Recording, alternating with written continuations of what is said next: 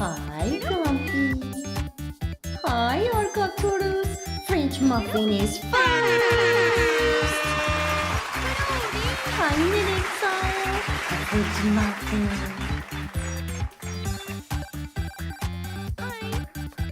Hi, Minamis. Hi, Dragon Safe. Welcome to the.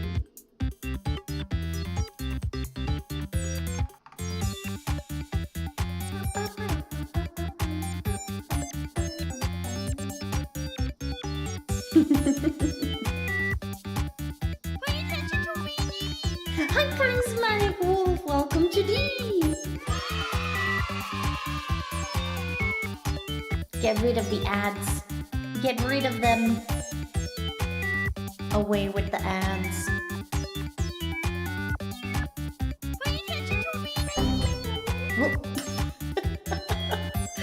Hi, Mighty Fuel. Hi, Rafferty. Drink some water. Oh, thank you, dear. I will hydrate. Almost two babies. Double the stream, baby! Hi, Saigon. I get to be behind the curtain. Today is special, but also needs to come with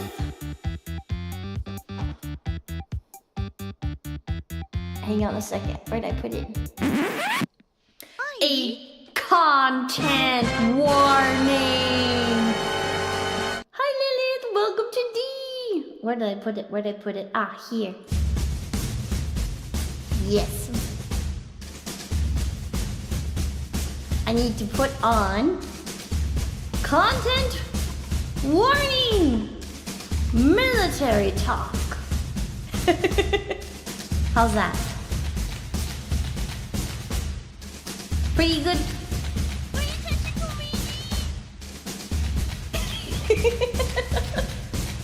You enjoyed watching it with the spicy sauce? Honestly, lots of fun.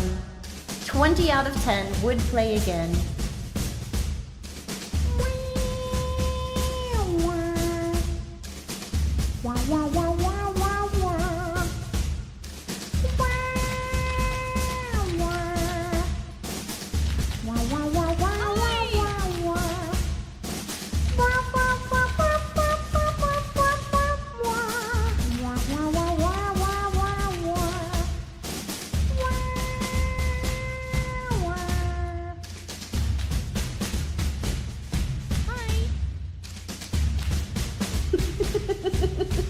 Hi, Nico Nico Art! Hi, Lilith! Hi, Dark Red! Hi, Kito Kato! Hello, everyone. How are you? Fine, thank you. Hello, everyone! How are you? Fine, thank you. You wish you were a bird. Whoa. You know what? That's good. That's good. Heidi. I will tell you about my Konoha Ninja Core time. Hi, Shadow Nerd from the YouTube. And thank you for the follow. Spicy Fox. What other flavor are the foxes? You can have Cozy Fox. You can have Saucy Fox. What else can you have? You can have Sweet Fox, Silly Fox, Saucy Fox, Spicy Fox. You can have another one who just sits in a box. You can have a quiet fox, a loud fox, a dumb fox. Yeah. You could have a stalwart fox, a violent fox, a calm fox. You could have another one that just wants to eat rocks. You could have many kinds of fox. Okay? Now you know.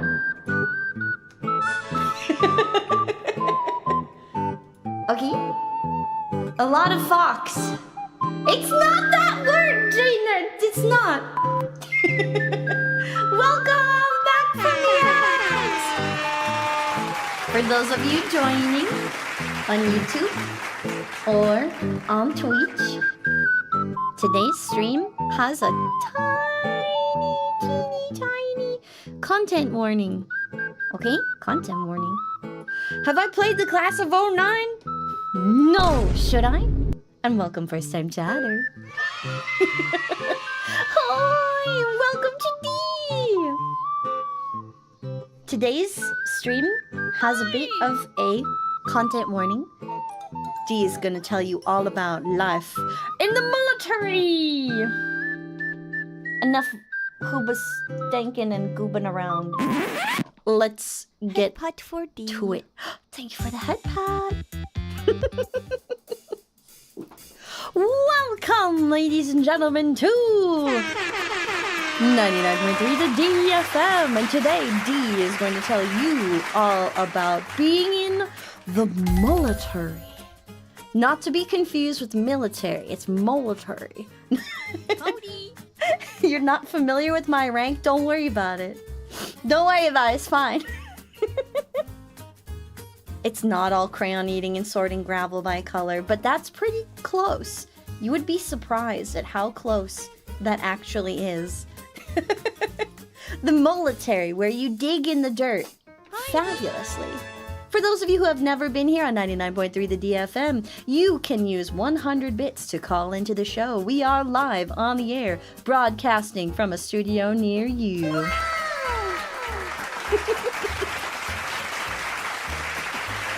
You had to mop a parking lot in a rainstorm? Hey there, you're on the air. Did you hear about the accident on base? What The accident? tank ran over a box of popcorn and killed 2 colonels. 2 colonels, no! Thank you for the lovely pun on 99.3 the DFM. I appreciate you, random citizen. Wait, let me adjust the viewer reward, the thumb squish. You won't be able to see it. Squish. I will turn that one off so you don't waste your points. Mod check, mod check, mod check. Would you be so kind as to refund the last tummy squish? Because I can't do it. You won't be able to see it. Hi, Jigan! Welcome to D! I'm so sorry, you won't be able to see it. For those of you who have never been here, run. Run now. You still have time to escape, exactly. Stream baby son. 8 months of being proud of a pidge. I can't believe it. Dee I'm has not a come pidge, so though. far in this short time, I'm not and a she pidge, will go though. even farther. Oh. I believe in her. Dee Kiddo has come- Gacha, thank you for 8 months! Next month's your stream, baby. Let's go. The tummy squish withdrawals, don't worry, you can do that tomorrow. You can do it tomorrow, Chuck Clark. So for those of you who don't know, D was prior military. Yeah. And most people, when they think about the military, they tend to romanticize it. Oh yeah. They think about, what's the word I'm looking for? They think, oh yeah, it's filled with glory. Not darkness! What is this? Dang it, I did it again. I did it again. Okay, hang on. Nope. What if I do this? Aha! I fixed it. This setup is hard to work with, but you will get it eventually. Okay, doodle. Guts, glory, and valor facts, or is it? Yeah. So for those... hello, my old friend, Scuff. We meet again. Hi, 99.3 the DFM. You're on the air. Sphinx tax. Shut up. Get wrecked. Thank you, dear citizen, for calling in. Next. So D was in the army, as you can tell by my branch tag right here. See, it says army. Army. That's what D was in. I was active to the army. You've met people who assume you're an action hero when they hear you were in the Marines. You are. You should just tell them. And welcome, first time chatter. Okay? Okay? But, like, when D tells them that D deployed and that, you know, D went to war, it confuses a lot of people. Because the common the common misconception about deployment is, oh my god, you went down to war and you were crawling in the dirt and you were shooting at people and there was shouting and radio static and you did all kinds of cool stuff, didn't you? And you would be sorely mistaken. My deployment, yes, there were bad and violent times in it, but there was also a lot of stupid, silly shenanigans. For the record, Sphinx ranks above Pigeon, but below Scuff. Hey, father! Heck off! Hi, Tequila Sunrise! And hi, Gamble Champ! Welcome to D! 99% waiting, 1% rock and roll. Yep, you got it. Some of my favorite memories from deployment were actually sitting in the convoy and getting... Thank you for the bunk. The song that I sang came across a lot in the military. I mean, I'll get to that in a moment. Thank you so much for the follow! Drink some water. Oh, thank you. I will hydrate. I appreciate that, Monsieur Connoisseur. So what ended up happening was we got to play DJ while we were in convoys quite often, and we had these big old speakers that we would blast on the outside of our vehicle so that the other vehicles could hear it, because most of us drove with our windows down because it was so friggin' hot and the AC doesn't work in the vehicles. So you're dying, you're sweating, but you're listening to people blast Rise of the Valkyries or I'm on a highway to hell from the front of the convoy. It was a lot of fun. But it was hours and hours of driving and sitting and waiting and more driving and more sitting and more waiting. Did I play it in the convoy? Oh, you're right. I did just write the song, DJ. For those of you who don't know, you can check out Dee's YouTube. Hi, Funtime Freddy Kichigo. Welcome to Dee. You can check out Dee's YouTube for a whole bunch of music that Dee's created. So we pretended to be DJs and we chose the music. Rise of the Valkyrie is a must when there's helicopters. Yes. You heard stories like that from the NCOs? You're just an officer. Hold up. Not just an officer. Not just an officer, Rex McKnight. Listen. D had the privilege of deploying in a joint unit. Hi, Slug Bucket. Welcome to D. And thank you, cuties, for the hot play. So my joint unit was comprised of Army, Air Force, Marines, Naval Flight Crews. I can't actually give you more words than that. And we were there with SOTA forces and 2 special operations from NATO. So I got oh hi, Eternal Revenue Speaks, welcome to D. I got a lot of folks that we got to enjoy working with. And every single mission we went on was a combination of officer and enlisted, because everyone had to actually play their part out there. Woo, NATO! Honestly, watching the NATO forces go into battle was invigorating. I would never want to actually get into like a serious fight with EU forces, and let me tell you why. My lovely Brits, my beautiful, bombastically bad Brits, I tell you what, they can move, shoot, and communicate better than most units I've seen, and then they go and get schmammered at the pub afterwards, and wake up the next day and do it again. And on top of that, there were some of the most stand-up citizens Dee had the privilege of working with. They were nice, they were respectful, and they kick 9 times out of 10. The drinking was 100% necessary. Also, hi and welcome to D, first time chatter, Glee for Brains. You had the PsyOps guys blasting Die Valkyrie as they crossed the border. We did it once when we were clearing a town out. Once. Waging war on the battlefield and on their livers. Hey, let's go. Yeah, I was always very impressed. Oh, hi, DeBert. I was very impressed with the fact that our lovely Brits could basically drink all night, wake up after 3 hours of sleep, and still manhandle a mission better than most of our special forces. We're like, how do you do it? And we'd have to sit there with our sad little O'Doul's fake beer, not allowed to drink, not allowed to have fun, none of it, not a single bit, no fun. You drink to get yourselves into operational conditions. Welcome, caller, you're on the air to 99.3 the DFM. Never served, but I went drinking with Polish servicemen once. I think I died. I got better eventually. Thank you so much for supporting the servicemen and women of the world. They're keeping us all sane, bit by bit. And they're giving us the real drama from the front lines.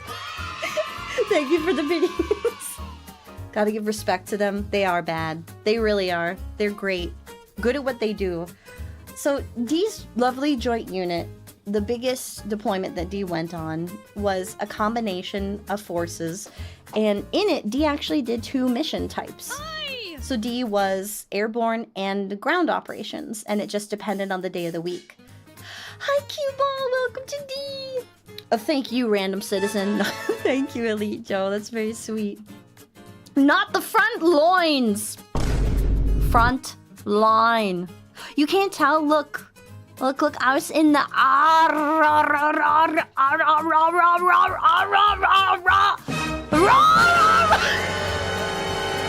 was in the army.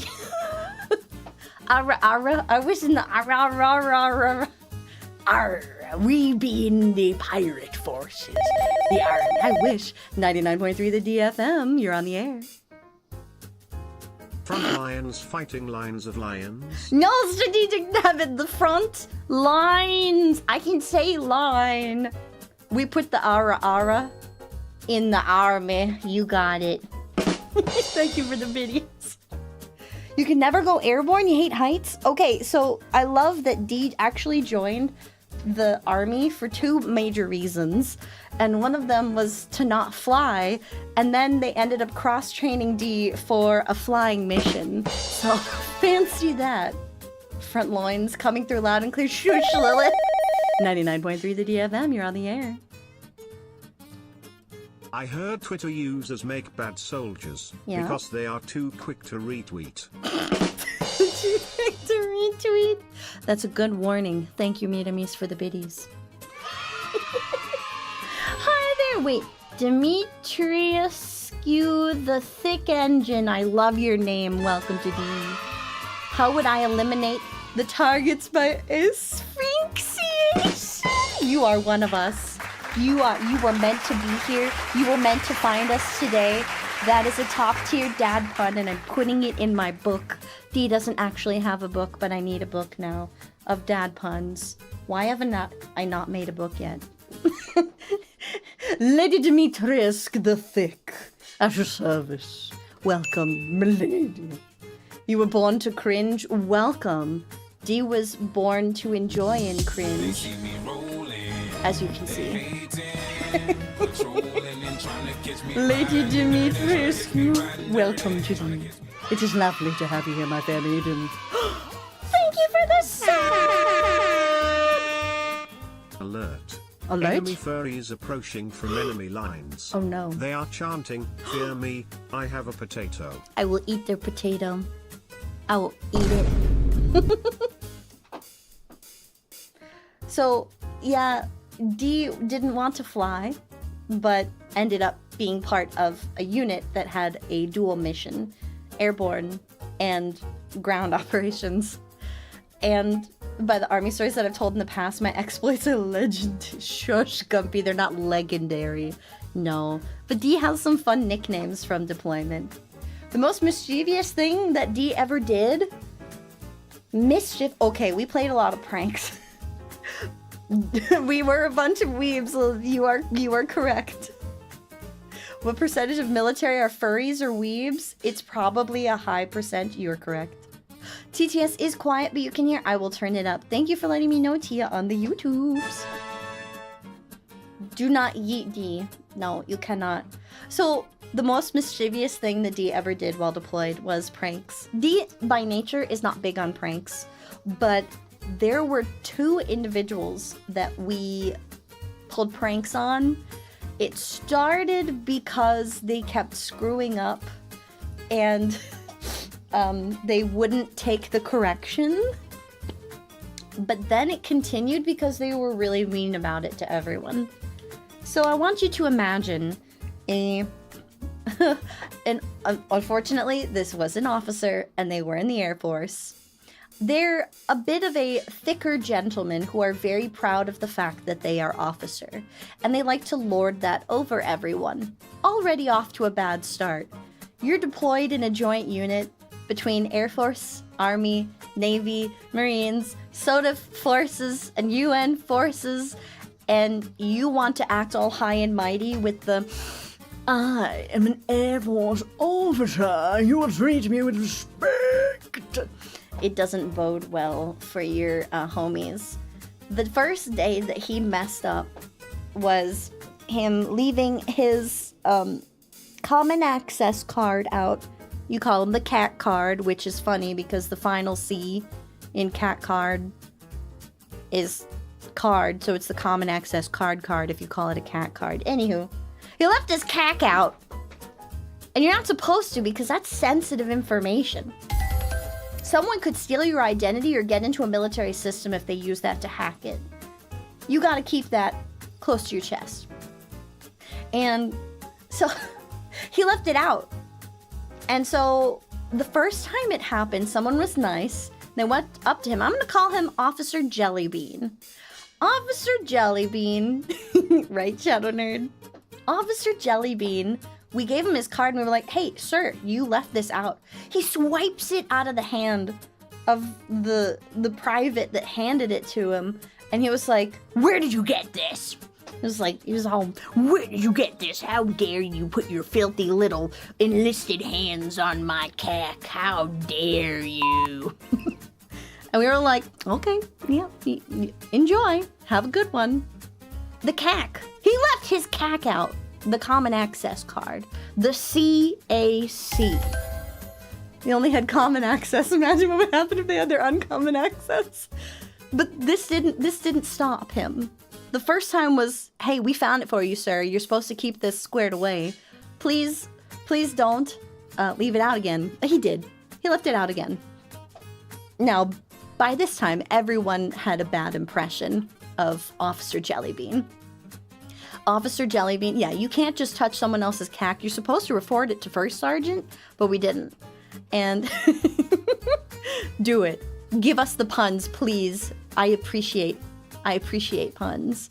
Yep. The CAC card is what people call it, and it's stupid because the final C stands for card. So what ended up happening was he left his CAC unattended in a machine the second time. It was in a terminal, logged in on his account.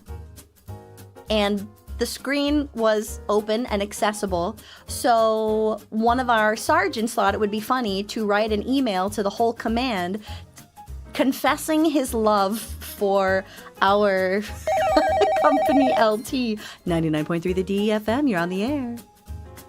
I had a job of seeding road apples, bad USBs, and to go into buildings and start opening doors until I'm stopped.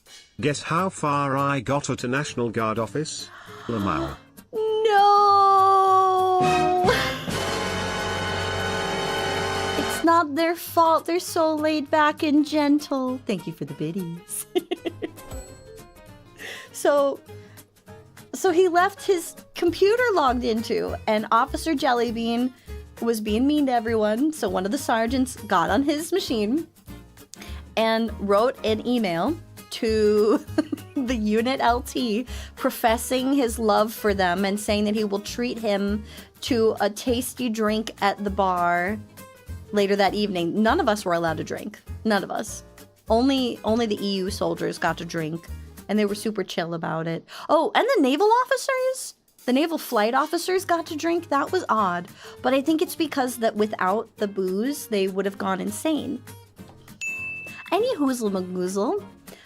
So after that email went out, Officer Jellybean was a real sore cookie, and we kept telling him, please don't leave this card unattended. The next time you do that, we're going to screw with your background. Oh, he did. Oh, he did. He left his terminal logged into again and unattended, and so we changed his background to a My Little Pony background. We changed his cursor to a flying pink pony. We changed all of his icons to pink, like, lo-fi cybercore, and then we changed around all of his icons, and he was like screaming and shouting at us, who the screwed with my I can't believe you, when I catch you I'm gonna with you and you're never gonna.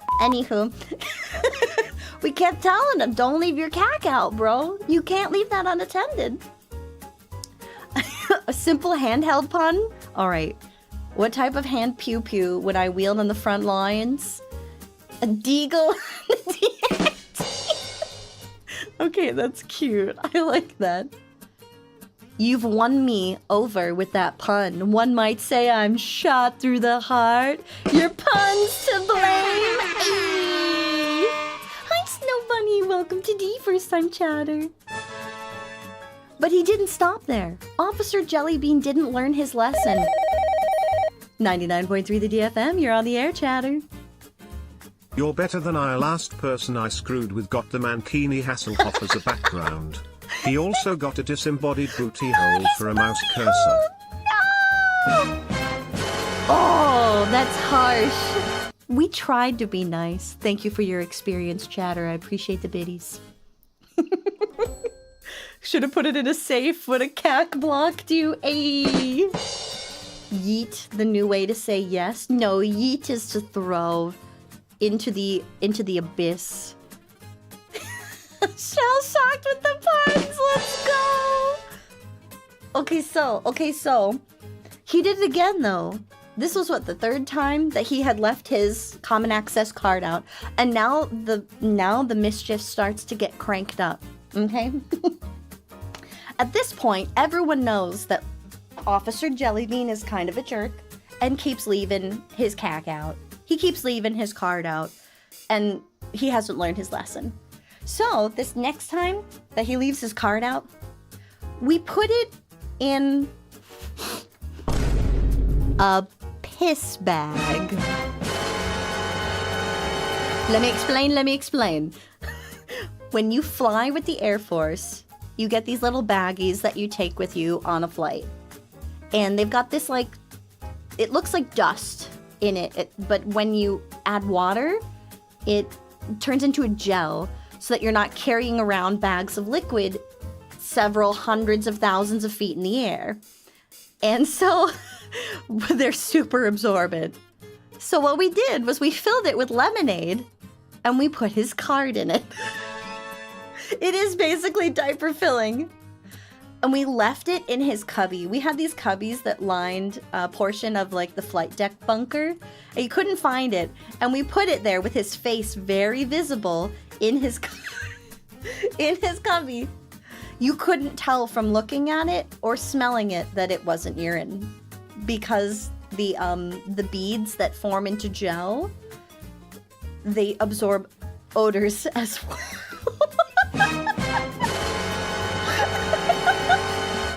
Yeah, he left his cack everywhere. What were we supposed to do? So we put it in a piss bag and we filled it with lemonade. And then we put it in his cubby for him to find. And then you just hear him screaming when he finds it. And I kid you not, like the dainty little princess that Officer Jellybean was, he used his thumb and his first finger to daintily reach in and pull it out of the piss bag and held it like 1.5 feet away from him, like dangling it in front of his face, going, I can't believe you guys did this to me. And then he brings it to the bathroom to wash it off and to clean his hands for like an hour, even though one of the sergeants was like, bro, it was lemonade. And he's like, I don't It does. Well, CAC is how we refer to it. Every time you leave your barracks, did you remember your CAC? Do you have your CAC in your pocket? Because it's common access card, and using the way an acronym sounds is just normal in the military. Exactly. Better in a piss bag than in enemy's hands. You've got it, Shadow Nerd. He was so lucky. So, after that, we thought he would have learned his lesson. He did not. He did it one more time. He left his card out one final time, and this was the time that we finally, after this, our unit officer, the army officer, what did we call him, Hollywood? Got Officer Jellybean a little case that he could put his card in that was like an extendable thing that snapped onto his uniform. But for this one to work, he left his card out, and we picked up his card and we're like, we've run out of ways to punish him. How can we teach him a lesson? And Dee was like, what if we taped it? So we have some very, very clear tape. And you can take this very, very clear tape and cover the little chip on the card. And you won't know that there's tape there, but you won't be able to use the card. You'll try to put it in a machine and it won't read. So we just left his card there at his station, but the little chip was taped. He tried and he tried and he tried to log in with it and didn't look closely enough at the card to realize there was tape there. We were just sitting there quiet and he's like, oh my God, my card's not working. Why isn't it working? Why is this thing working? Caller, you're on the air, 99.3 the DFM. That's evil. Marry me. Perhaps. Thank you for the biddies. Yeah, he took his card to the card issuing office on the fob, and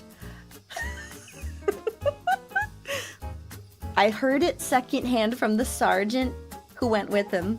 You know, maybe they turned yours off because you kept leaving it out, you know.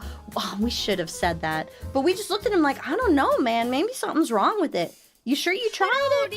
Is there something wrong with the reader? Here, let me try mine in that reader. No, mine works. I think it's your card. Yeah, it wasn't safe. I wrapped it up for him exactly. Hi, Darlarian. Welcome to D. Hi, Original. Welcome. Howdy. Hi, Ursinette. Welcome. So what I ended up doing was I heard from the sergeant who went with Officer Jellybean to check the card that magically wasn't working after he had left his card out 1 billion times. Hi, Reister, welcome to D. And thank you for the boob, Lavisha. And so the sergeant said that they went to the card office to report that his card wasn't working. And I kid you not, this is how he described the scene happening. The man behind the desk looks him dead in the eye, looks at the card, looks at him again, lifts up the card between his thumb and his first finger, holds it out to show Officer Jellybean, and then takes his fingernail and puts it under the tape and slowly peels the tape off of the card. And just holds it out there, and it's just dead silence.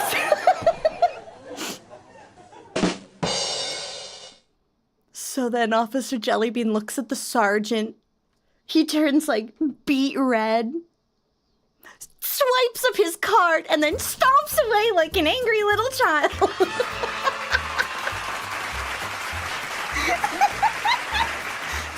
just peeling the tape and giving him the long stare. Sir, you wasted my time for this. And they all lived happily ever after, and he never left his cack out again.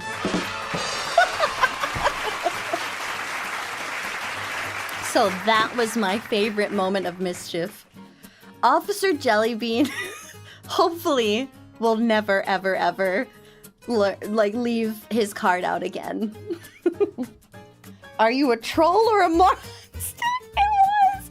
He was like, really? You seriously approached me with this? You wasted my time for this? There's a pun magazine? What do soldiers use to grant wishes? LMG.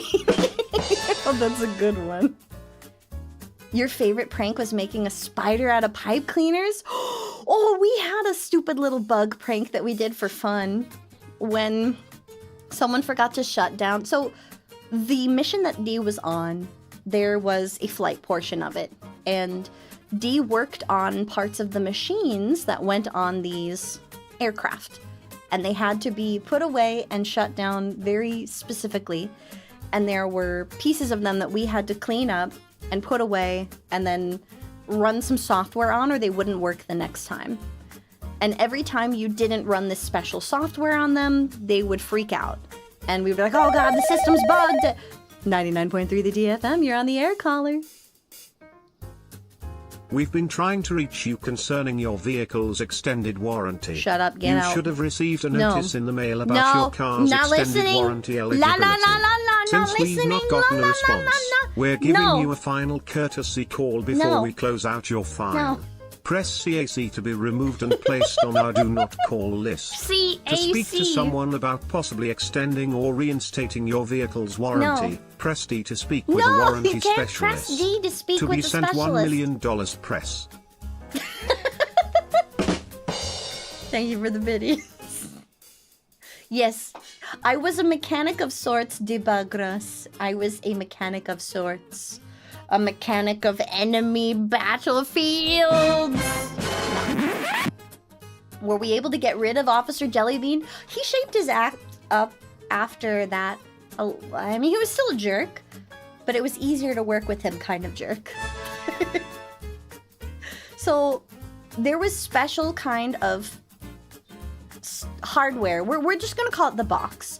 Dee had to make sure that the box was put away well and software was run on it or it would bug out. A fun kind of prank that we used to play is if the box wasn't treated properly, we would take these plastic little bugs and we'd put it all over someone's workstation. It happened to Dee once. And my my staff sergeant was freaking out by my workstation, and then Dee sees him freaking out and he's like, what's going on, Sergeant? What's happening? And he's like, Dee, something's wrong with your station. It's bugging out. And I look over his shoulder, there's these fake bugs on it. I thought they were real for a moment. But they were fake.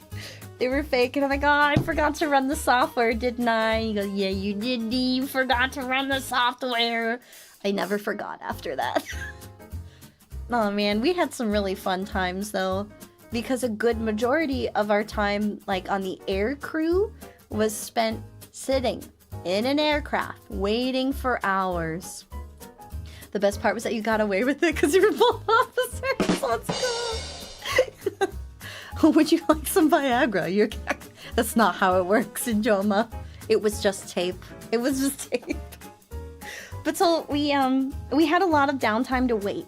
And on each flight crew, we had a variety of different individuals. We were all balanced to maintain the weight of the aircraft. And flying with one of the Army chief warrant officers was the most fun ever. A recruiter misled you. I'll get to my recruiting story in a moment because I'm actually still friends with my recruiter. So when you got to fly with one of these chief warrant officers, it was the best time. I'm gonna call him... Hi, Philly Harmonic, welcome to D! I'm gonna call this specific chief warrant officer,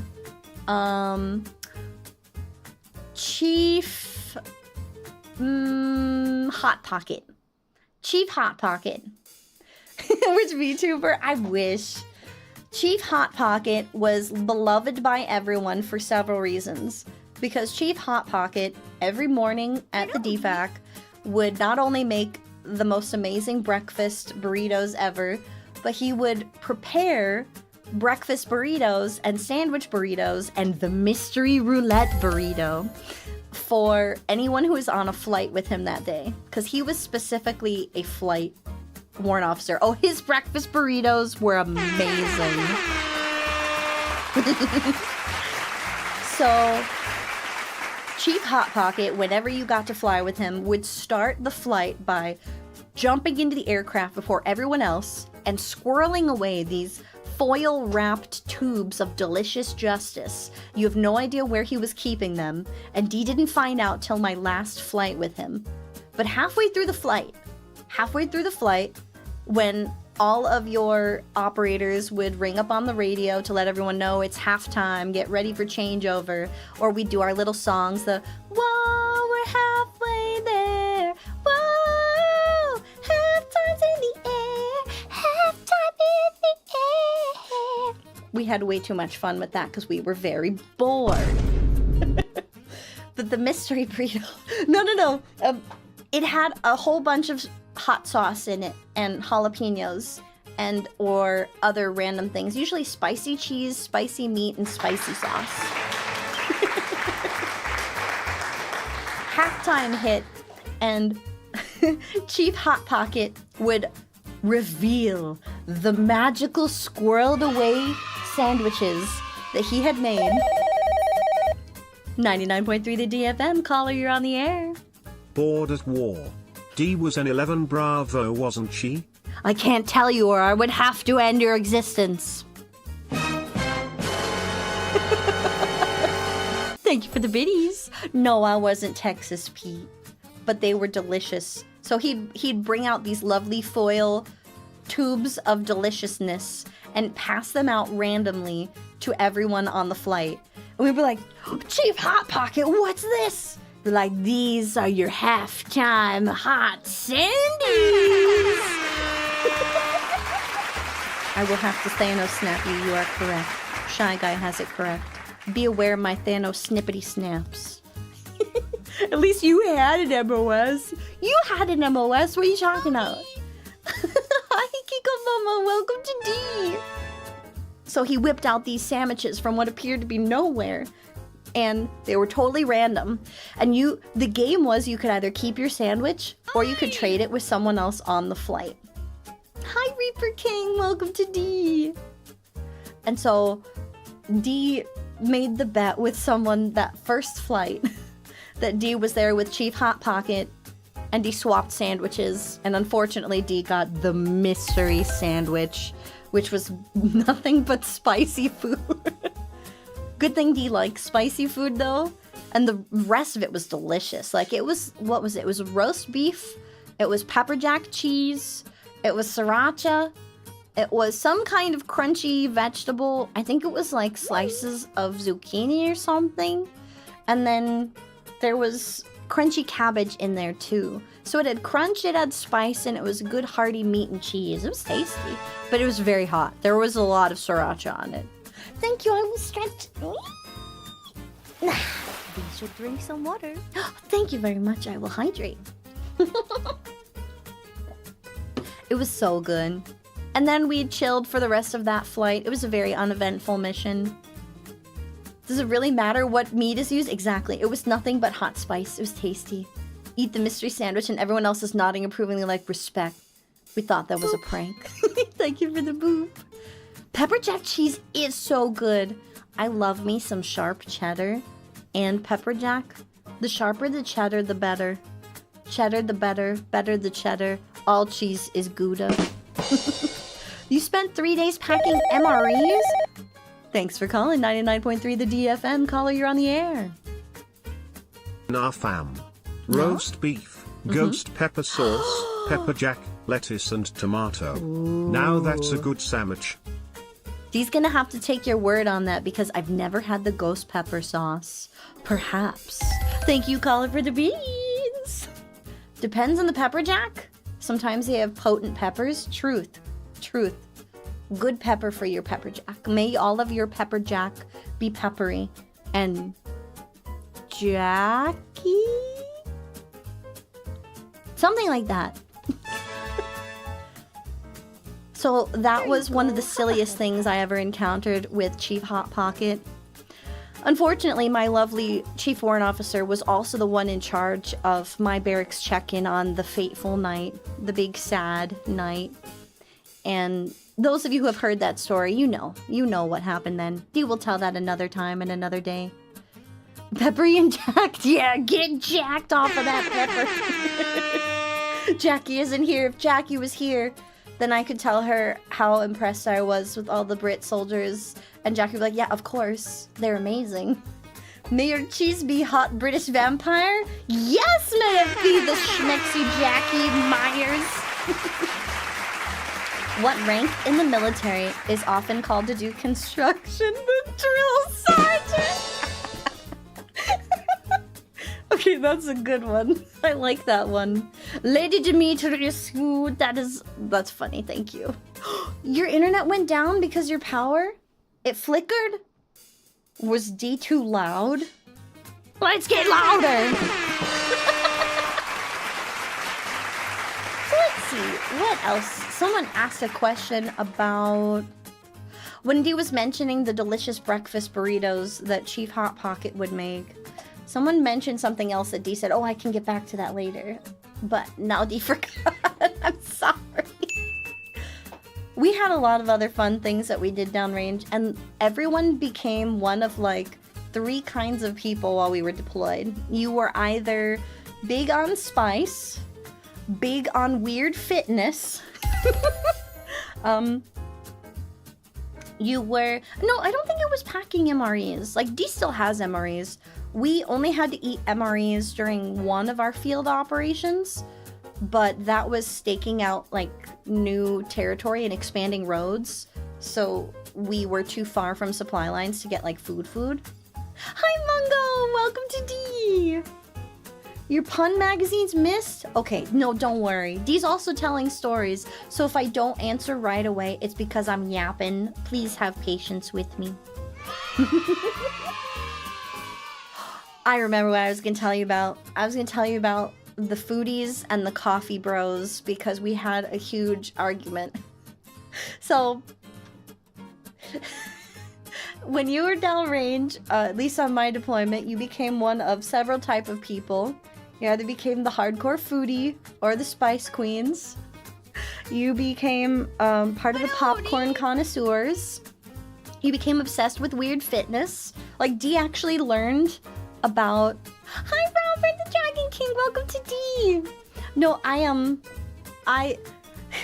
learned about Zumba while D was deployed. Do you know what Zumba is? Do you know what Zumba is? I learned about Zumba over my deployment. So, Zumba is like the fitness where it's like dancing. You hated Zumba? It's not a really fast Roomba, but that's fun. If I ever get a Roomba, I'm going to name it Zumba in your honor now. Zumba, the floor cleaner king. It is like dancing. It's trying to be like Latin style dancing as fitness. It's wild. Shush, you can do Zumba at any size. 4-year-old white woman. That's so rude. And there was a tent. There was a huge, huge tent out in one of the deserted parts of base. Because when D was deployed, we were on the last leg of this deployment round. And they were trying to close down sections of the base because they were eventually going to clear it all out and abandon it and like make it explode or whatnot, so people couldn't use it. You learned bachata! But in a deserted part of the base, there was this huge tent, and late at night, at like 8 p.m. in the evening, where it got stupid dark on base, you could find that tent by the thumping music. There were no lights. There was just this, like, disco lamp plugged into the floor that would spin and put colors everywhere. It was late at night for people who had to get up at 2 in the morning to fly, yes. and you would hear the thumping music, And there was a Zumba class that took place there, and it started at 8 p.m. It started at 8 p.m. and it was just like they'd have 3 minutes of having the lights on going, hey, everybody get in your places, please. Then no one would say a word. No words. Heading out and doing officer stuff. It was nice to meet you. Thank you so much for popping by, Rex McKnight. Good luck with your officer duties. Exercise planning is hard work, and we appreciate all of the research that you put into it. Take good care of your unit.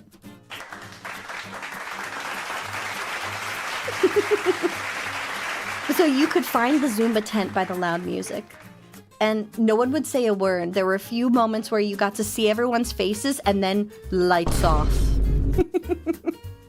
And then once the lights were off, they cranked the music, turned on that weird little disco light in the corner, and then it was just Zumba. Dee's first class, I had no idea what we were doing. And I asked the lady next to me, screaming over the sound of the music. Like, it was like, hang on, can I simulate this? Do I have any? Here, wait, I'll just use my drum bit. There was like loud music, and Dee was like, hey, what am I supposed to do? And she's like, just follow that guy and do what he's doing. Okay. That is how the class went. I had no idea what I was doing the first time I ever did this class.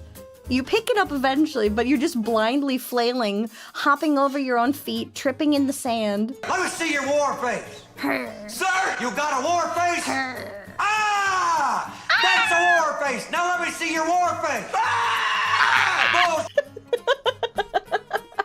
Thank you for that. How many people did I send to the hospital? What do you mean? Oh, from flailing about? No. I was good. And Dee stood on the edge of the Zumba tent, flailing about. Hut for D. Thank you for the hut pot. I was flailing about in the corner of the Zumba tent until I got more confident that I knew the music, because they switched their routines and they only had 3 different Zumba dance sets. So you were there on one of the 3 Zumba nights, and they played the same things over and over again, so everyone knew the dances. This is let me do his thing. You're the expert. Flashing lights, overheating, flailing. How did we know if anyone had a seizure? You didn't.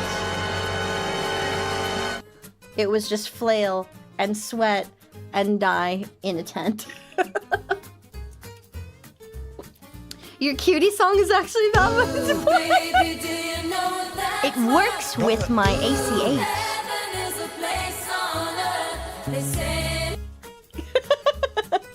Oh wait, I could put my hair up for this. Hair up, more accurate. Here you go. Have a head. Thank you for the head pod. Armed forces, nobody had permission to have a seizure. It's sad how close to the truth that is. But so the Zumba tent was interesting. Whoa, white trauma. Hi, Danish! Welcome! No trauma. So, you need to confiscate 95% of my hair. It's out of regulation. No longer females in the army can wear ponytails now. Haha. And you can wear nail polish. It just has to be like clear or neutral toned. They're finally learning that it's okay for people to feel bonita and still be able to commit military violence. We'll work with the hat, and it was right. Yep. So your buddy got kicked out from? Oh my goodness, I'm so sorry to hear that. Hi, Lane Pop. Welcome to D. Debuggers Bodhi talk. Why not dark green to match the uniform? I wish. But they were very strict. When back in my day, soldiers, when I was in the army, they were very strict on the... No, you, Danish. They were very, very strict on the uniform and on your hair and your regs for a female. It was really funny. In basic training, because we wore our hair in tight buns, and Dee had like these massive birth control glasses, the BCGs. My glasses made me look like I had giant fish eyes, and it was really funny when we got to wear our blues for the first time ever, and we got to wear like our dress uniforms, and Dee finally got to wear her normal glasses. I hope you're doing well too. Thank you for checking in on Dee.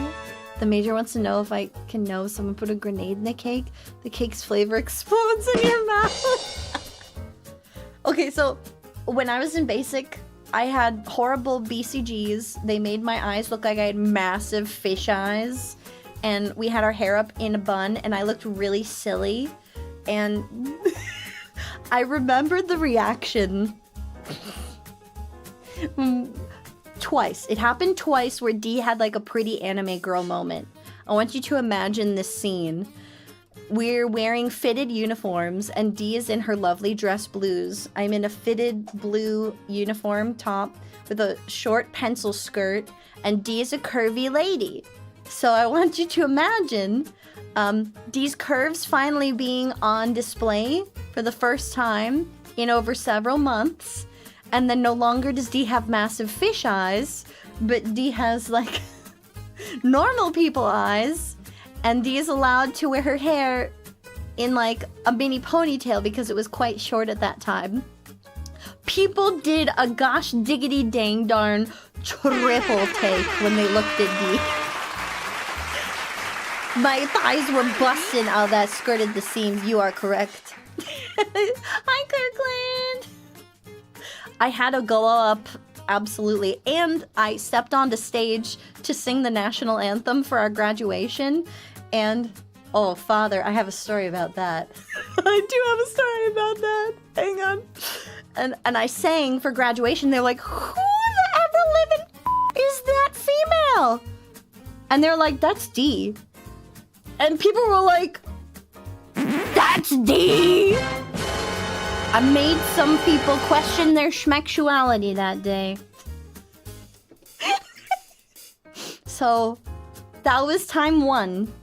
The second was at my, they weren't looking at the flag. No. Got him! Got him! So, after that, they were very confused, and one of my battle buddies, she told me as much. Because, like, she found me in the shower later that evening. Because we had a communal shower. And all the females showered, like, together in a row.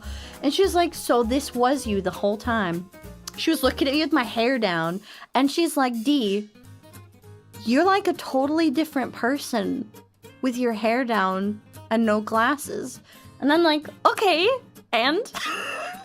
And she's like, I feel like I should apologize. I don't think I looked at you with Christian eyes. Can you not? This is what she told me. I'm sorry. I didn't look at you with Christian eyes.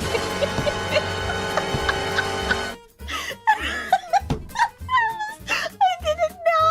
I was like, homie, what do you mean? She's like, Dee, I'm sorry, but your thighs... I mean, I've seen you naked, but I didn't know it was you! I was like, wait, you didn't know it was me? What do you mean? She was like, I thought you were someone from another unit! I was like, in our communal shower? She's like, I didn't know it was you! And I was like... Homie, you're lucky I love you so much. Looking with non-Christian eyes is a phrase that needs to be used regularly.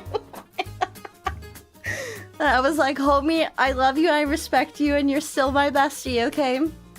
And it's alright. Dee understands that Dee kind of looks like a nerd in the military uniform. It wasn't made to show off my curves. And she was like, yeah. And she was just like staring at the floor. And she's like, I'm gonna leave you to shower now. I'll see you in the morning. And I'm like, I got watch tonight. And she's like, no, I got watch tonight. I don't think I can stare at you for 24 hours. I feel like I've sinned. She was not looking respectful. She was, in fact, down her ass. And poor Dee, being a demi-schmexual, didn't know what was happening. Dee was just like, you're still my friend? No, you're still my friend. It's okay. I don't know what you mean by not looking at Dee with your Christian eyes, but it's okay. Oh, me. She was indeed a practitioner of the Holy Bible. Okay, I gave her gay panic that day. No! Okay, but it gets worse and it gets funnier. Let me tell you story number 2. Hi, Colonel Yeo. Welcome to D. You're just in time for a horrible military story. So, Dee went to several rounds of training for the military. The Christian gaze. Don't look at Dee with your non-Christian eyes on Dee's Minecraft server, okay? So, Dee went to several different rounds of training because my MOS was, we'll call it complicated. Hi, Ravok, welcome to Dee. Also, hi, Bulwick. Hi, dude, if I missed you from earlier. And on round 3 was the big one for training for Dee. And we trained in a place with oceans, mists, and huge mountains that we had to run up and down every single day at. At the tippy top of the mountain was a wonderful place if you could make it, and everyone ran it. The if you could make it didn't matter. You were going to be forced to do that run at least 3 times a week.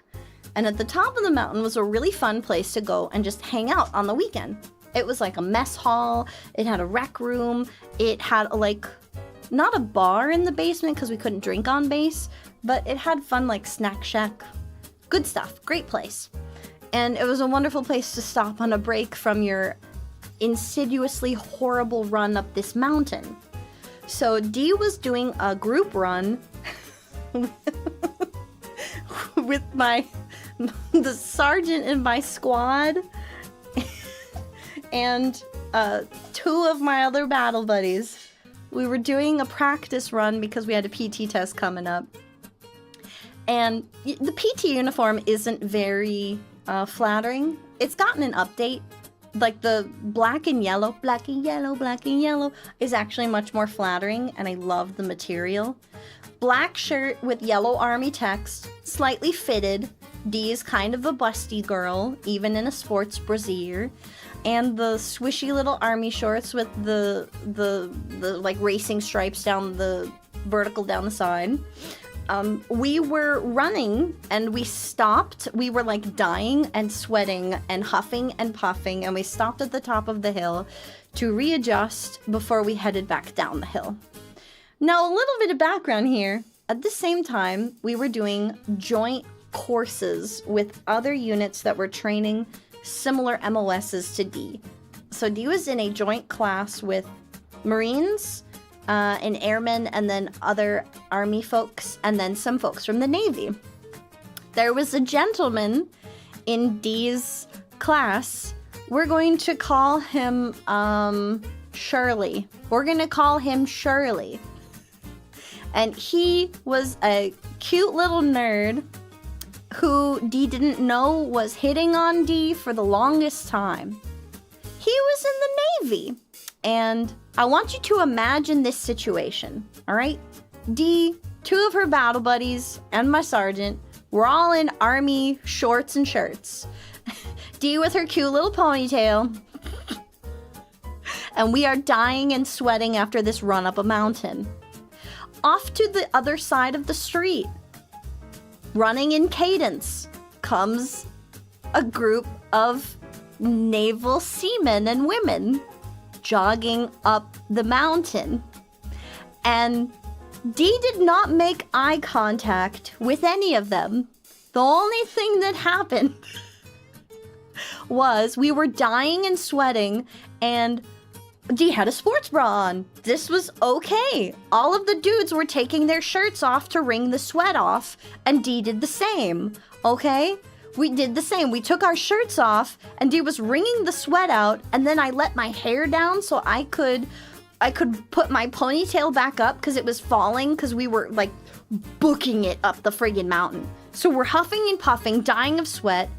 D takes her shirt off, wrings it out, throws it over his shoulder, and then I kid you not, this happened in slow motion. I want you to imagine this moment. Everything moved in slow motion.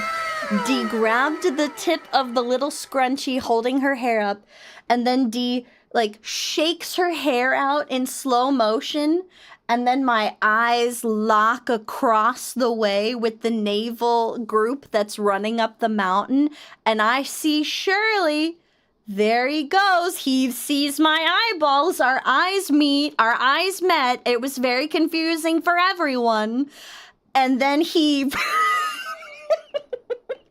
And then I watch him for 2 seconds as he keeps running, staring at me in the Baywatch slow motion. And then I kid you not, homie runs smack dab into a light pole. He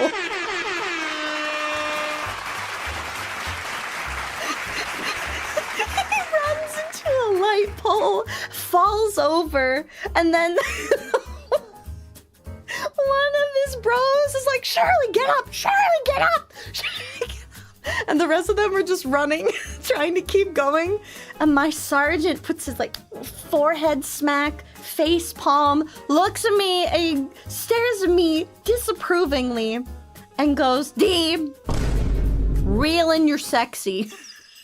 And I go, Roger, Sergeant. And I put myself back together.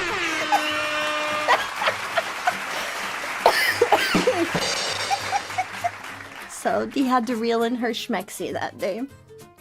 His nose was bloody, but it was okay. It was all right. It was... I will never forget that moment. There's a new channel quote. D! Reel in your schmexy right now. He had a fair point. Kind of real. My sergeant thought it was hilarious. I hit with the smackdown. New channel quote, yes. Oh, thank you. Hi, Darkest Maelstrom. Welcome to D. He'll probably cringe about that the rest of his life. He did. He cringed so hard, he stopped looking at me in class. He eventually married this lovely girl. She was in the Marines. He looked so far away from Army. He ended up marrying a lovely other member of our class who is in the Marines. She is definitely the bulldog archetype. She looks mean and scary, but she's actually really sweet and really cute. But she would probably bite someone's face off, and she can princess carry him, so they're adorable. He found his Amazonian war wife.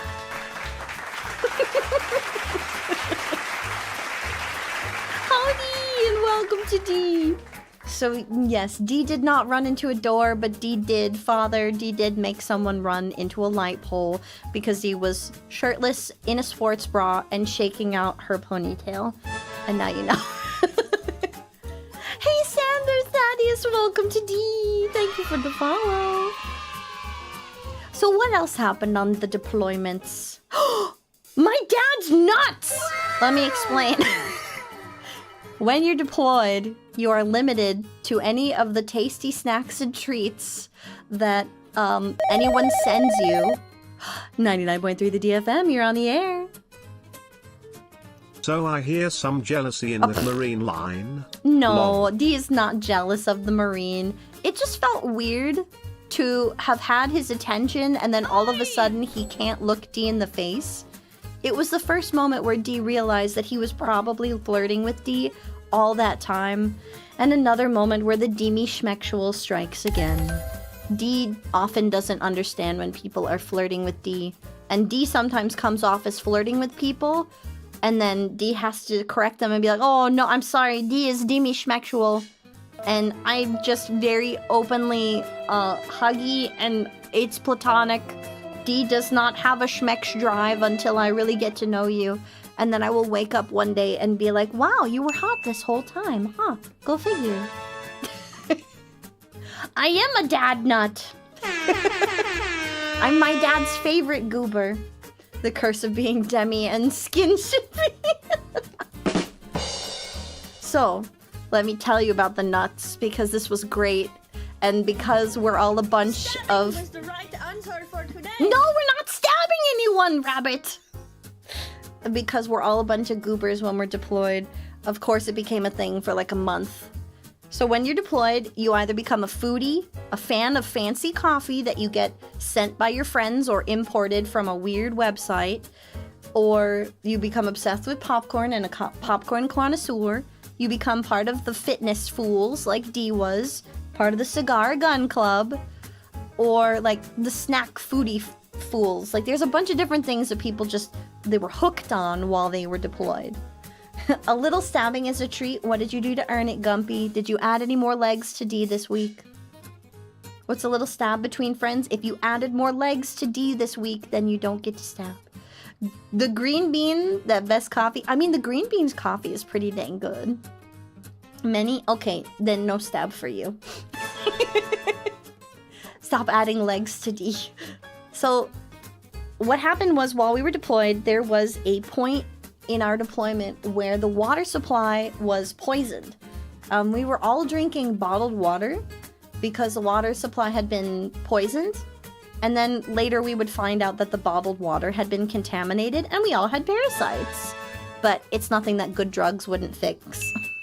Any hoozle magoozle, when the water was poisoned, we got a massive shortage of our food on base, so we had limited rations all day for like a month. And Dee's dads decided to send Dee a massive care package. It was huge. Gross. Hi, Milk Gnome. Welcome to Dee. Yeah, no, it's okay. I mean, we survived. I can tell you about the horrors of stomach parasites later, but I don't want to ruin your dinner. We shed off the summer legs. No, I don't have different legs, Guppy. Never mind. So... How did that even start? So my dads were awesome, and they sent us a huge care package while we were deployed. It was massive. It was the box so big you could fit like 3 grown men in it. It was a big old box. And they just filled it with the best snacks and tasty food ever. They sent us like cereal. They sent us... Hey there, caller, you're live on 99.3 The DFM. Remind me to tell you about the last time I was on antibiotics. The bathroom hasn't recovered since. Oh man, that sounds like a real time for you. Hey! Thank you, caller, for the biddies. You took a health and sanitation class? It made you look at harden your stomach to gross. I appreciate that, strategic rabbit. I appreciate that. So they sent us a big old care package. It had cereal. It had like little meal snack packs that were like heat and ready to eat that were way better than MREs. And then there was like beef jerky. But the thing that everyone loved were these huge tubs of mixed nuts. They were giant. They even sent them with little measuring cups so we could scoop them out and like dispense a handful at a time so that we weren't just putting our bare hands in it. My dad even wrote a note on the side of one and he's like, these mixed nuts are for you to share with your unit so you guys get some good powerful protein to keep protecting the peace. You can tell who D gets the puns from. The pun major must depart to the British Bowl. One more pun, what you got, lady? You once had to sort out a problem between 2 soldiers on base. Their language difference was evident. One was agreeing and saying, okay, but the gun-ho soldier kept saying AK. Thank you so much for the lovely puns. You have a good one. Mix D's, Blue Sky. Mix D's. Yes, you can call him Dad D. Dad D or Papa D. So my Dad D sent us the best nuts. And I kid you not, after I put them in the common room of our like flight center, where we all gathered, whether we were going out on a road, like whether you were doing convoy ops, no, do it. It's okay, Colonel. or we were flying, there was like a room that we all gathered in to get snacks for the day, coffee, etc., or breakfast if you didn't want to eat at the DFAC. Thank you for gifting a sub! Welcome to D! So we gathered in the room and D placed these 2 massive tubs that were like barrel-sized of mixed nuts. They were like slightly spiced mixed nuts. And I put them in the common room. And day 2, when D walks in there, D sees these officers filling up mini bowls with the mixed nuts going, "Hey D, we just want to tell you we love your dad's nuts. These are the best nuts ever." That became a thing for like the next month, I kid you not. Every day D would walk past the room and they would be like, it got worse. They'll be like, "Oh man, have you tried Dee's dad's nuts?" "Oh yeah, I had Dee's dad's nuts the other day. Oh, they were delicious. That was just the right amount of salt. I never knew nuts could be so perfectly salty. And Dee, tell your dads that their nuts have the best type of salt. I've never had better nuts in my life." Just like that for a month.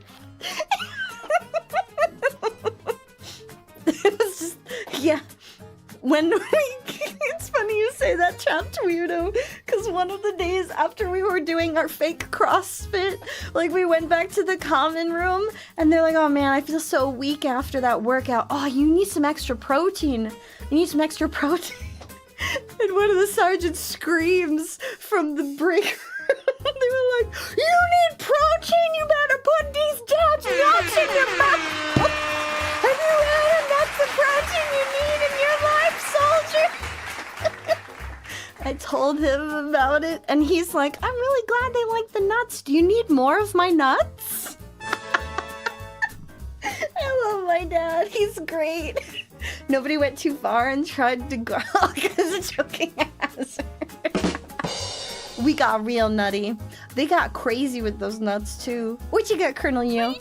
You have to share now. You were munching on nuts? Okay, they're a snack called Uncle Bud's Deep Fried Peanuts. Hey! It was meant to be, Colonel Yo. It was meant to be. Hi, Boomer! What's up, Finance Man? Welcome to D. So they loved D's dad's nuts. They were the hit of the entire unit while we were deployed. Yeah, my dad D sent us the big mixed nuts. It was like macadamia nuts, walnuts, pecans, cashews, pistachios. I don't think it had peanuts in it, but it had like two other nuts. Hi, Freshfire, welcome to D. Oh, that reminds me. For those of you who don't know, up in the corner, we have a little daily sub goal. If we meet the daily sub goal every day, then you get to choose between one of 3 secret rewards as a unit. One is a teaser of something that's going to be released in the next month. One is D must do 30 minutes of silly, scrunkly art time. And then the other one is you get to force D to play a horrible horror game where D will cry and scream, but it'll be funny for everyone. How are you doing, Freshfire? Did I ever eat sunflower seeds? I love sunflower seeds. Wouldn't call them secret rewards, but you don't know what's coming up, Gumpy. There are other secrets that you don't know of yet. You don't know, because Dee's been cooking. Dee's always cooking. Dee's a chef. You just can't smell it yet. It'll be funny. No, I enjoy it, Tia. The things we sacrifice. We sacrifice for the, what was it? The content. There. You napped, but you're doing good. I hope it was a good nap. You know, my week has been very busy with school stuff, but I'm really happy to get to stream and talk to you guys. I'm always cooking, except for that one time after I started a fire. Dr. P revoked D's cooking rights for everyone's safety. No! Shadow Nerd! Thank you so much for the gifted subs! We will have to do the daily goal poll in a little bit. You yacked the security clearance. In other words, thank you so much. If you got a gifted sub, please thank the mighty, magnificent Shadow Nerd for their lovely gift.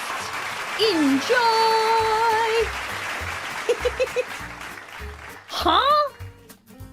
You got sick today. Oh no, I'm so sorry to hear that, Kyran. I hope that you rest up and get some good, like, sick food and some great sleep. We have a goal. Shadow Nerd, bet. Facts. Thank you so much. The cheese did not work. Oh no, could one of the mods please refund that? Mod check. I forgot to turn off the cheese. Could you please refund that? It's my fault. I didn't turn it off. Thank you. Did I turn to the rock when I was cooking? No, I am the rock. You were thinking about it, wanted to get on browser first? Okay, thank you so much. You got COVID? Ugh, I hate when they make you go to work and you're super sick. American work values at the finest. That happened to us many times while we were deployed too. And that was actually how we discovered everyone had stomach parasites. Because, even in the army, you're deployed. If you can walk, you're going to work. And he once boiled a funny bone and it became a laughing stock in the kitchen. That's a good one. Working sick got even worse. It was so bad. D is a pro wrestler. No, D is not a pro wrestler. I can do, what's it called? The Brazilian Jiu-Jitsu. We all got to learn that. I don't remember if it's got another name. It's not Aikido. It's something like that. Anyhoozle, we got to do that. That was fun. D knows a couple martial arts, but D's CQC is only to disable another person, and all of my moves would hurt people, so D doesn't know how to wrestle for fun. Not capoeira, I wish. Yeah, Debagros D is gonna fight you with Zumba, that's right. Get Zumba on! Watch my little windmill arms. A windmill in your general direction, and I will cha-cha, and you will be afraid. Capoeira is so cool, though. Cardiac parasites are romantic. They worm their way into your heart. No, our parasites weren't that cute, though. They were in our water supply. And someone had poisoned the water hole. Like, literal poison was in our main water unit on the base. So no one drank water. We all drank bottled water. And then what happened was everyone started getting these weird stomach sicknesses where, like, your stomach wouldn't feel well. You would get these cold sweats. And then, like, people would have, like, explosive poop. It was scary. And it happened twice on a flight. And when it happened twice on a flight, our flight doctor was like, all right, everybody.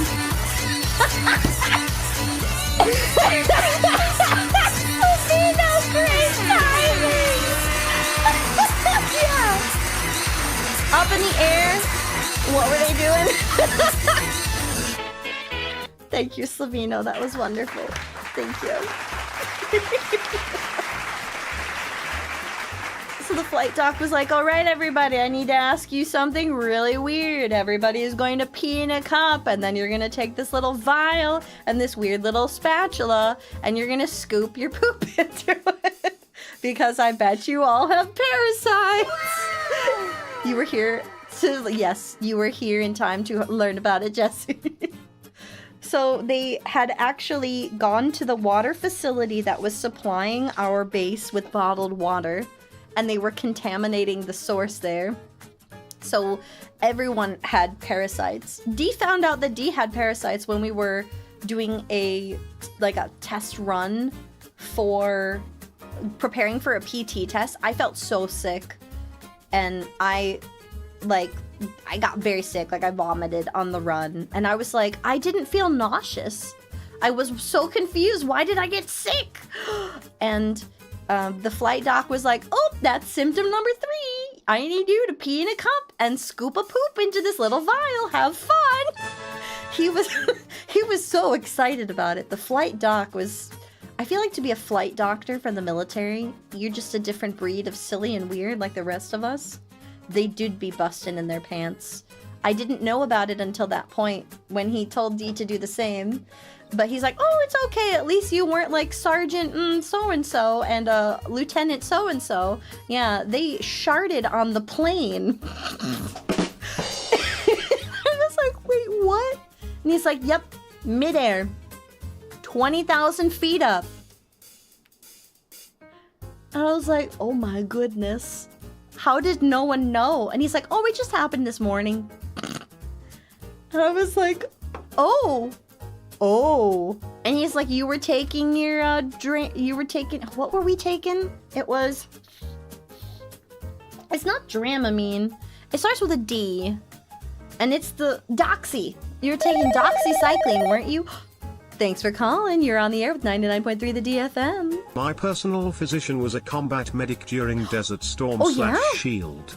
Sometimes it shows when he arrives for my checkup with a battle axe Lamau. I appreciate combat medics. They don't give nor take no crap. Thanks for calling and thank you for the biddies. Dasani. We were not using Dasani, no. So they finally gave a flying... You are correct. After all this time, they finally cared enough. Sometimes they take a lot of crap depending on the situation.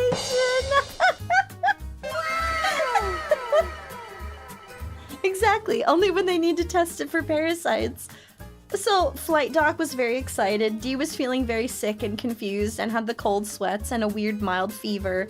And then he was like, just sit in my office for a bit, you'll be fine. Also take this medicine. And he's like, you've been taking your Doxy, right? Good. And he's like, that kept it from getting into your bloodstream, so you probably didn't crap your pants. Hi, caller, you're on 99.3 the DFM. Private Okas reporting for duty. Initiate D-tax. No, there's no D-tax, but thank you for calling and thank you for the biddies.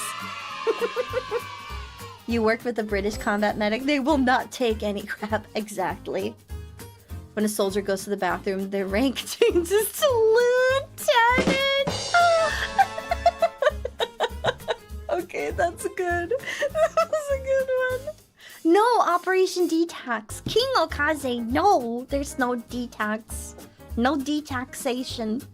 So what ended up happening was, he's like, you see this vial turned purple? Congratulations, you've got the funny bug. And he was like, what does it mean? And he's like, oh, it means you are going to become very well acquainted with this lovely little drug soon. You're on the air with 99.3 the DFM. Hello? Is this the number for the Internal Revenue Sphinx? No. I'm paying my tax. IRS, did you give them Dee's number? I'm sorry, but you've misled. There's no such thing as Sphinx tax. Thank you for calling. Don't listen to her, boys. There is a D-tax. There's and it's not! your moral obligation to pay it. Stop! There's no obligation to pay Sphinx tax. Cease. But thank you for calling and thank you for the biddies. Internal Revenue Sphinx, I will forgive you this once because you're my baby girl. However, I'm watching. Finance men do not approve of this message. Stop.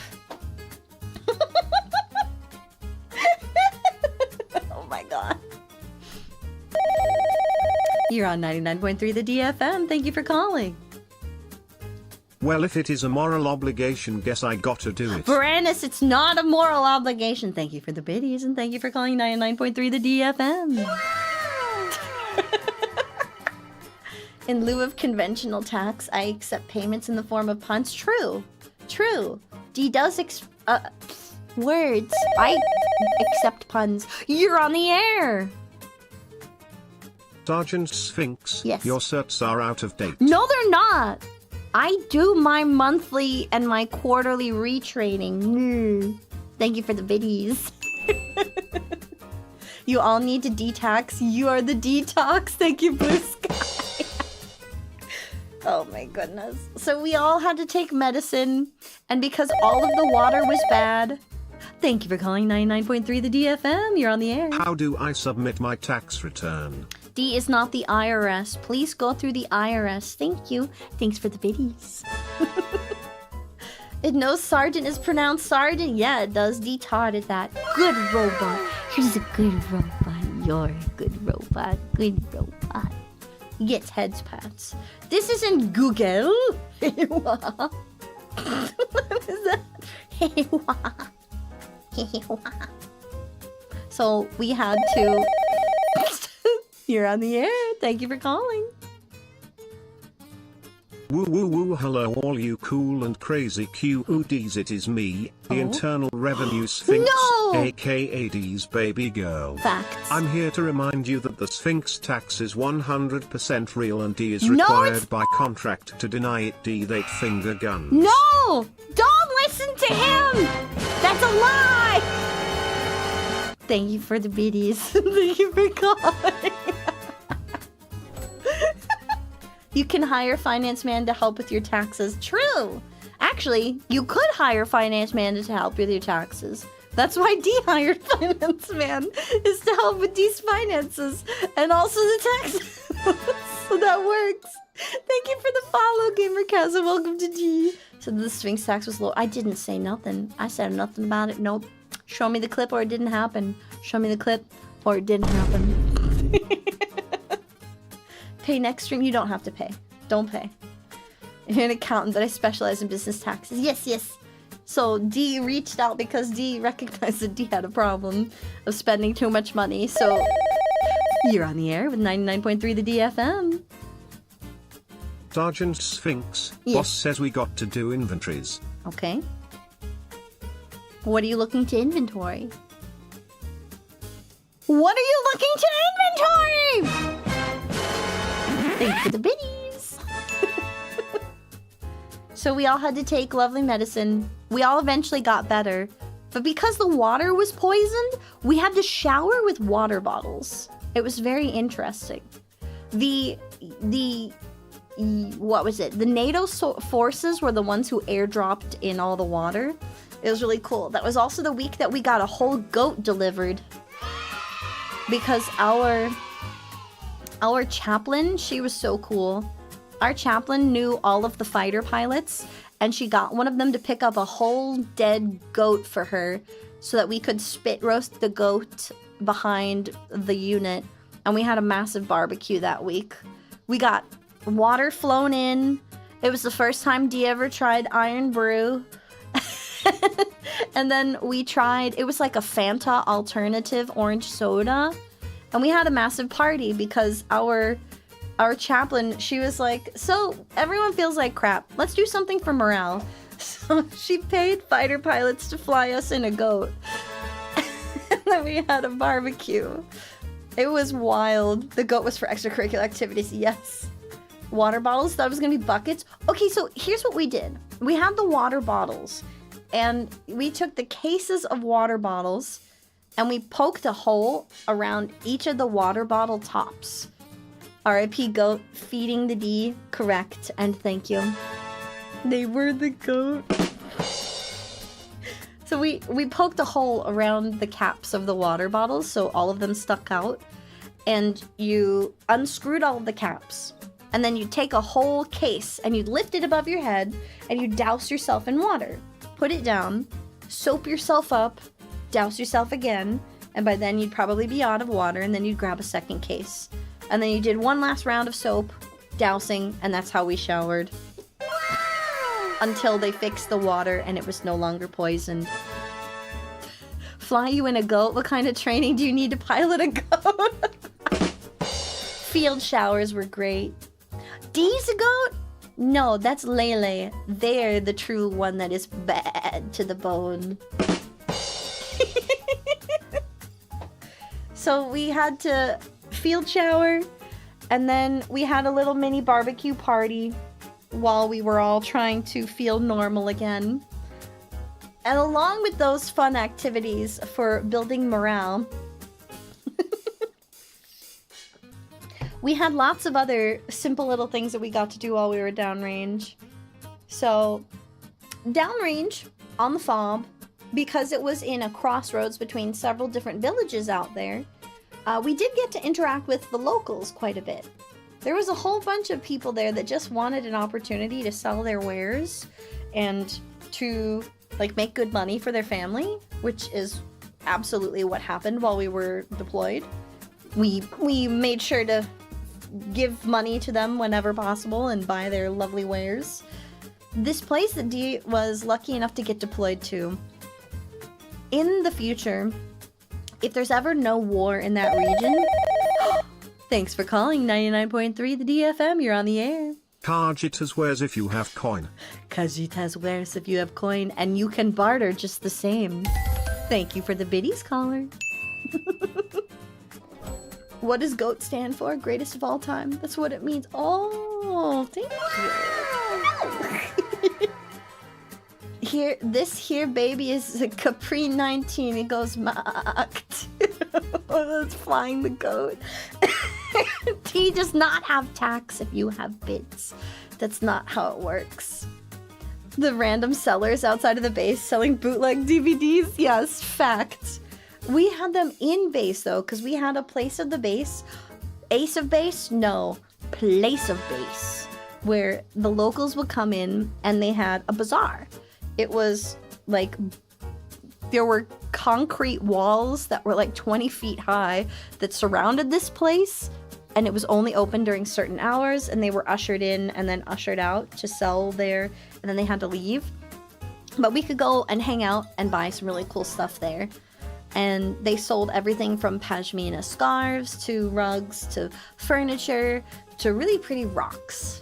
And if there's ever a time where there was no war in this specific region, they could make a fortune selling the gemstones that you could literally mine from the mountains.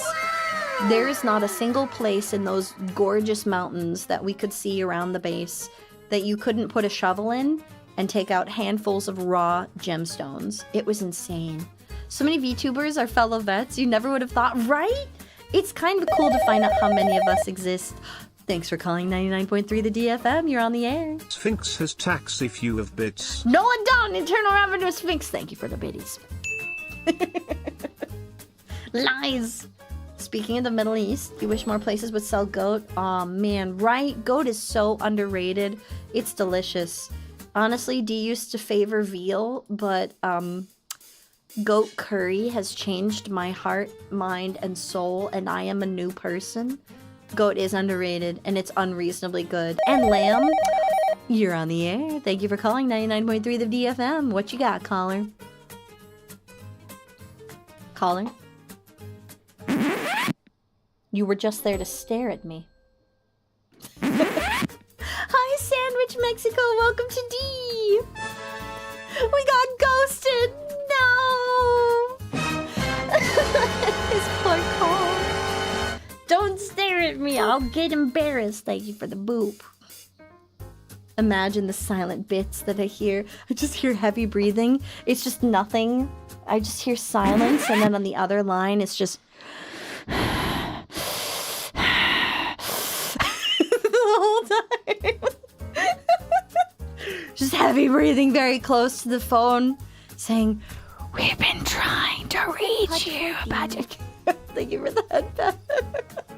But your car is sending Marley. Well, heavy breathing. Thank you. I forgot we had that emote. Thank you for that. Oh my god. No, we had a lot of other fun. There were other ways that we tried to keep the spirits up outside of fun Zumba dance parties. At the bazaar, how bizarre? How bizarre. Dee purchased a bunch of raw gemstones for my siblings. My brother, when I was deployed, was getting married to my lovely sister-in-law. And I knew her favorite stone was amethyst. So I had a bunch of really pretty jewelry made for her in amethyst. You're on the air. Caller, thank you for calling 99.3 the DFM. Boss says you need to go to the motor pool to take an emissions sample of the Humvees. Heck no, that's not my MOS, honey. I got flight duty. Get out of here. Thank you for the biddies. Did I give one to Stanley? No, I did not give Stanley a rock. I did, however, I did a good. You can be proud of me. I bought stuff for everyone. I bought stuff for all of my sisters, and I had jewelry made for them. It was really nice. And I finally bought something for myself, too. like right near the end of my tour, when I could walk again, I purchased a pashmina scarf for myself, which got destroyed in transit because we were shot at on takeoff. And then I got myself these little moonstone pieces. They're really pretty. I still have some stones. They're squirreled away somewhere. I got stones squirreled away somewhere. Have a good one, Darkest Maelstrom. Take care. And I did eventually get these pieces made into something that Dee could wear. So I have these really pretty moonstone items that I wanted for me. But I normally don't get anything for myself. Are they in my gallbladder? No, they're not. Hi, Dr. Sun. Welcome to D. You're on the air, caller. Welcome to 99.3 the DFM. Ah yes, combat takeoffs are great. Yes. If people remember to tie down their equipment. So, for those of you... Thank you for the biddies. For those of you who are not familiar with Dee's war stories, on one of Dee's deployments, Dee was very injured. Dee has to talk around this incident in an interesting way because parts of the mission are still they're still classified. Dee's got like 4 more years until the whole mission's declassified. But Dee basically was hopping into a helicopter and going to clip myself into the side of the door that I was hopping into. Yeah. And one of my friendos, they were already in the helicopter. They were already clipped in, and the helicopter was taking off. And the helicopter is surrounded on like 2.5 sides by these really tall concrete barriers. The concrete barriers have these triangular feet that keep them balanced on the ground. I was getting into the chopper, and my world slowed down to slow-mo when we were taking off, because I look out the other bay side of the helicopter, and I see flying at us an RPG. And in that moment, I'm looking at this RPG flying at the helicopter, and I see it, and I'm like, oh my god, I'm going to die. And I'm just looking at it. I'm looking at it flying towards us. And then it explodes right outside the helicopter. It just explodes. Maybe it hit one of the, like, blades on the rotator or something, but it explodes. And because I'm not clipped in yet, I get sent shooting out the bay door that I climbed in, smashed into the concrete barrier on my left side, and then I'm unconscious. All I remember is falling.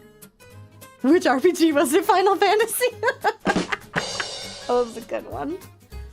So I remember falling, and I don't remember how I survived.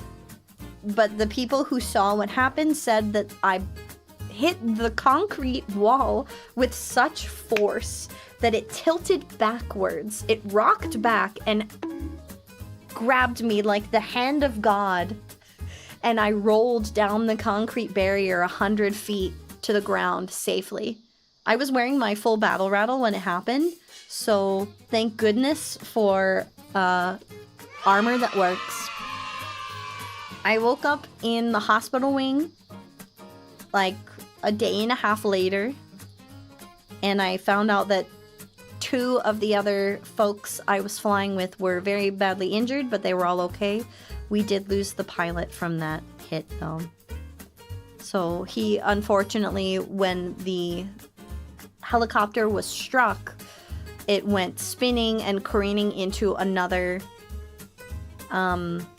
concrete barrier, and he was crushed by the helicopter. Apparently it happened very fast, but Dee doesn't know the full details of that one. You hate full battle rattle, but it works. It's heavy as heck and it's unwieldy, but it works. Human body can take some serious punishment. But then, so there Dee was. Dee woke up in the hospital wing like a day and a half later. My entire left side of my body hurt, and my unit commander came to visit me. This was also after they had found out that Dee could kind of hold a tune and we had all had several months of fun rainy day music madness by the unit dad. Our unit commander, we found out, could play the acoustic guitar, and he would bring it out on rainy days. And they found out that Dee could sing because he was playing Girl from Ipanema, and Dee knew all the words. So we sang and we did music one day on a rainy day.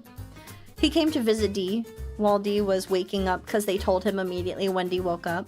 He and First Sergeant came to see Dee along with my platoon sergeant because Dee was small sergeant, still had to be in a platoon. Needs to be the worst RPG Final Fantasy doesn't blow. And Dee was like, what happened? What happened, homie? And they were like, hey Dee, we're so glad that you're awake. I'm gonna call them Brutus and Bosco are still awake and they're okay. Brutus broke his foot. Bosco's got a broken arm, bunch of bumps, bruises, and scrapes, but they're okay. Unfortunately, one of our lieutenants was lost in that. He's like, you got real lucky. And I was like, what happened? They're like, you were blasted out the side of the dang helicopter, Dee. I was like, wait, really? And they were like, we don't know how it happened. And First Sergeant was like, the whole concrete stick tipped back. We thought it was gonna fall over with you on it. But no, it rocked forward very slowly and you just rolled to the ground. Like you fell maybe 3 feet. You rolled to the ground. They were like, that concrete cradled you, Dee. It cradled you. The concrete cradled you to the ground. You better be thanking whatever gods you pray to because that's the only reason you are alive. And I was like, oh, cool. I was like, so how long am I here for? And they're like, well, the left side of your body can't be moved for like a month. You're gonna be... Concrete is my friend. Thank you for calling 99.3 DFM. You're on the air caller. Ooh. All jokes aside, I am forever grateful that you survived, Dee. You are a blessing and this world would have been so much darker without you. I'm no therapist, nor am I a vet, so I'll never know the extent of your trauma and loss. But I can say with 100% certainty that I appreciate and honor you and your sacrifice. You, Dee the Sphinx, are amazing. No, you. Thank you so much, Eternal Revenue Sphinx. That was very sweet. Thank you for the biddies. Thank you. I appreciate you. I'm glad that I can make your day a little bit better. I know some of these stories are kind of dark and scary, but I hope that you can learn something through all of them. Welcome to the stream, caller on 99.3 Hey, DFM. you. Hey, You're what? finally awake. You were trying to cross the border, right? Walked right into that Imperial ambush, same as us, and that thief over there. I know that joke.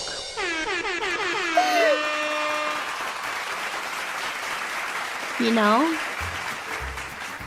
part of Dee has wondered ever since that accident if Dee never actually woke up, if you are all a hallucination, and if Dee is still sleeping in a hospital bed downrange. That has always been a thought in the back of my brain. Who knows, maybe part of me did get isekai'd to Skyrim, and when I pass from this mortal coil, Dee will awaken there to reconvene with the other half lost in the strange concussion. Who knows? I'd wake up. You wouldn't worry about it? Okay. Thank you so much for the follow. Hi, Frey Frey. Oh, I love your name. You are all the Matrix. You're not real. But that's cool, though, because you know that because you're not real, you can be anything. You're imaginary creatures. You can be anything. You could be a dragon. You can become a famous artist. You can do anything you want to. If you're a figment of my imagination, it means you can be the very best version of yourself and take as long as you want to get there. Do as much arson as you want. Become bush. Return to nature. Become bush. Darlarian, welcome back from the con. Did you have a great time? And what was it, PAX? Did you go to PAX? I wish I could have gone, but D has been very busy with schoolwork stuff. If you're a hallucination, can I fix your ankle? D effed up her own ankle today, so I can't help you. Yeah? How was PAX? If you want to be a cutie, you can be my cutie.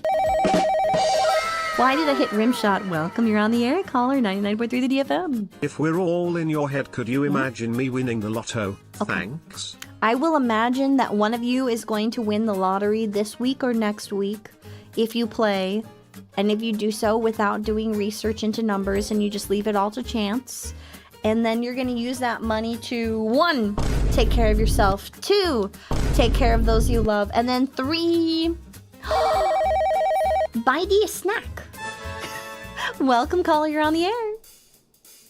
I will take solace knowing that D is hallucinating about me. Keck. Oh, you're right. I am hallucinating about you. What does that say about D? Is D the crazy person who's obsessed with you?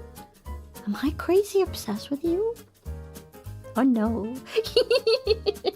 Wait, there's research? Yeah, you can research into the pattern of numbers. It's a thing. Thank you for the biggies. If only. Would you like me to be obsessed with you? I am crazy. This is true. I'm a silly weirdo. And now you know. I had a doctor call me quirky today and say that I made his day. D went to an eye doctor today to get my eyeballs looked at. Turns out my eyeballs have evolved and require more strength to keep their energy contained. I did a new prescription. And welcome, caller. You're on the air. 99.3 the DFM. If we are all part of D's dream, Yeah. that means D is as powerful as an ancient eldritch god. The universe exists entirely in your dream. Praise be is the D. Hallowed are the D. Indeed.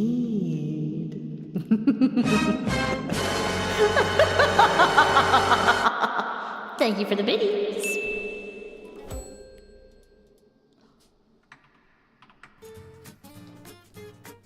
I pushed a button. It explains that I don't have that many legs. Shush. You're on the air. Thank you for calling 99.3 the DFM.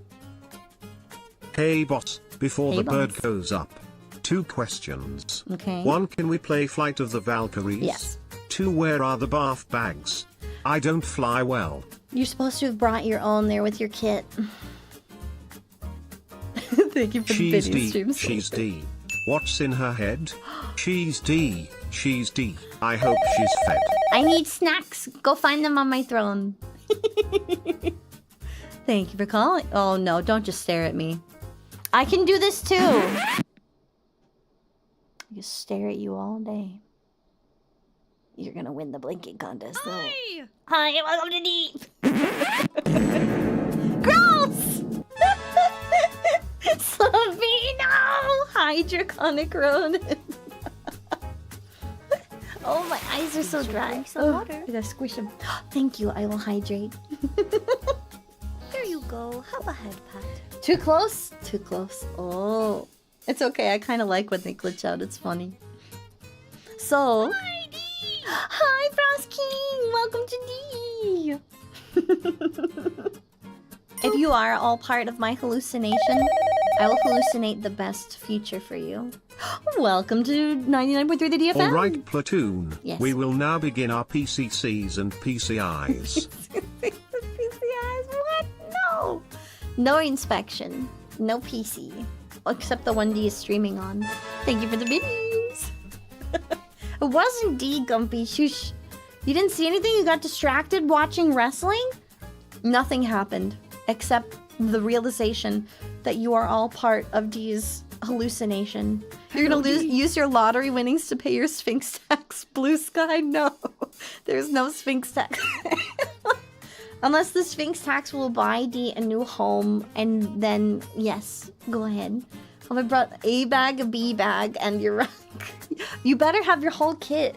What are you putting in your... Okay, one of my sergeants got D calling it this, but there's a little fanny pack that you could put on the base of your ruck, and he said he put all of his knowledge there. So he used to call it because it hangs right above your tailbone. He'd call it his pack of knowledge. You have the butt pack. And he'd be like, what are you bringing along in your pack of knowledge today, soldier? And you'd be like, oh, I brought some playing cards. I brought half of a med kit. I got a half of like a Tootsie roll. And then I have some old string. And then I have a knife. Hi, caller. You're on the air with 99.3 the DFM. Knowledge is stored in the butt the more you know. The more you know. Thank you for calling, Kyran. Thank you for the biddies. Where's the other half? I can't tell you. I fed it to a camel spider. I've told you about Jeffrey the camel spider before, right? Cards you turned the gambit. I am Gambit, didn't you know? I throw explosive cards. I am Gambit, now you know. Peanuts, an extra knife, 2 mags. No, my mags are on my chest. I left so my mags are within easy reach of my tiny little baby arms. So all ammo is on my chest, on my sides by my med pack on one side, and then the other pack is where I put my knife. So I'd have 4 mags on me at any given time. And then I'd also, if we were doing like a big long road march, I put 2 more on my thigh holsters. Like we have these little things on the thighs because then I could kneel down and I could put myself in a supported position and reload from that position. Light infantry always carry more than standard. See, D didn't get to hang out with the infantry much, except when we got to do our road ops. And even then we rode in convoy to clear roads. But D had a knife always. Knife always. And D was one heck of a shot. 180 rounds at a time? Dang. Prefer camel by camel spiders. Hey. Camel spiders? We trained one to eat scorpions for us. It was wonderful. His name was Jeffrey. He was a good boy. I did carry a pew-pew weapon. Yeah. When we were doing our airborne operations, we each had a small handgun, and when we were doing ground ops, if you did not have your rifle, then you were manning Top Gun. And guess what the short D was always doing? Manning Top Gun!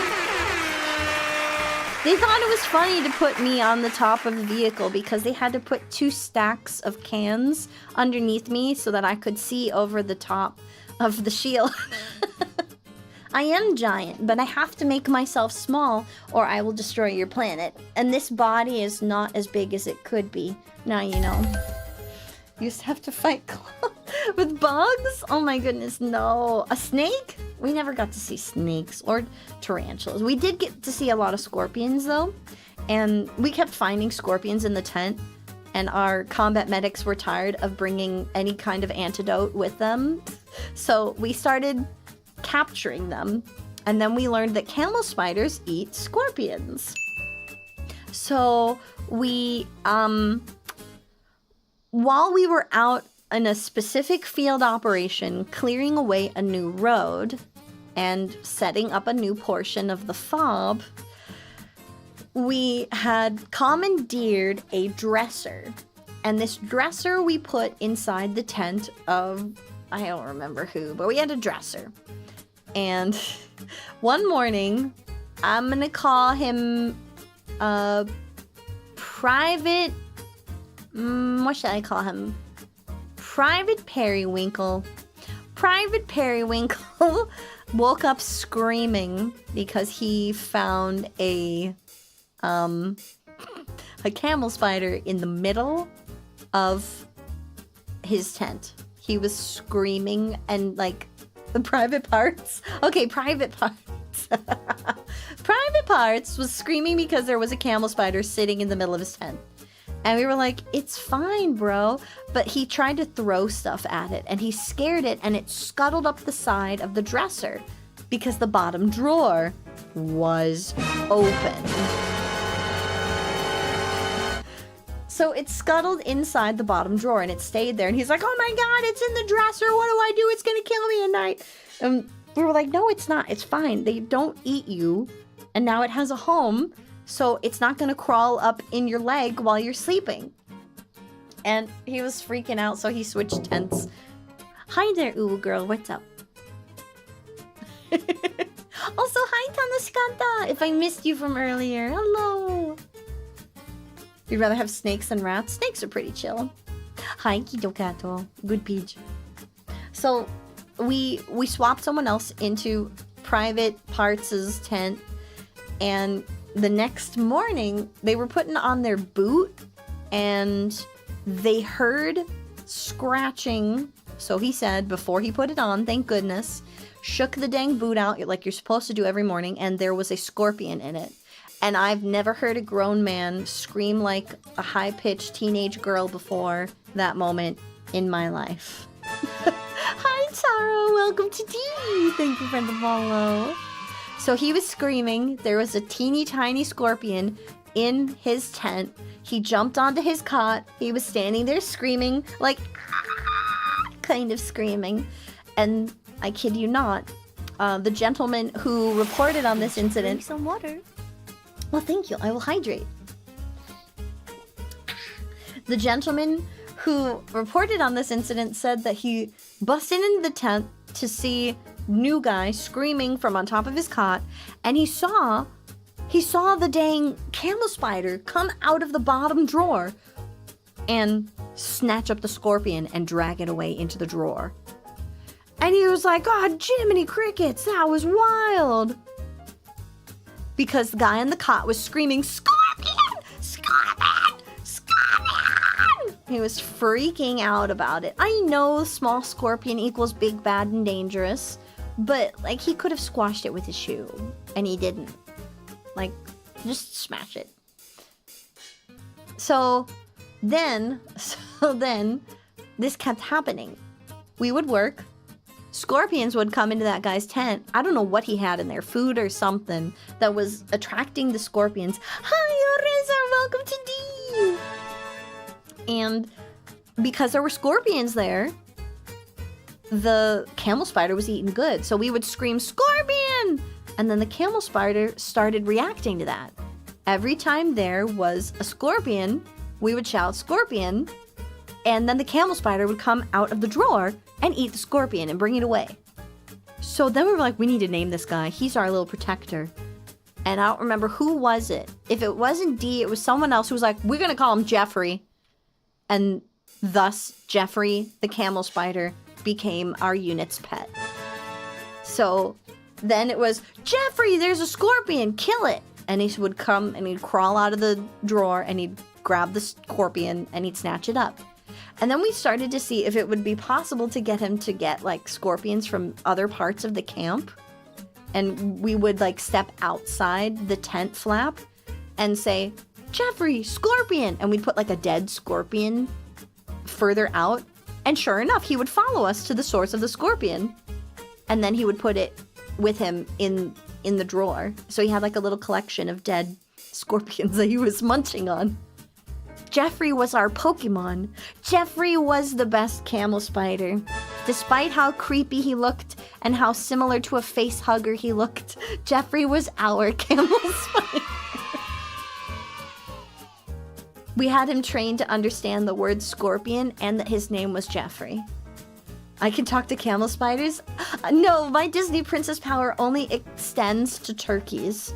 Turkeys love me, whether I like it or not. The Pavlovian response, correct.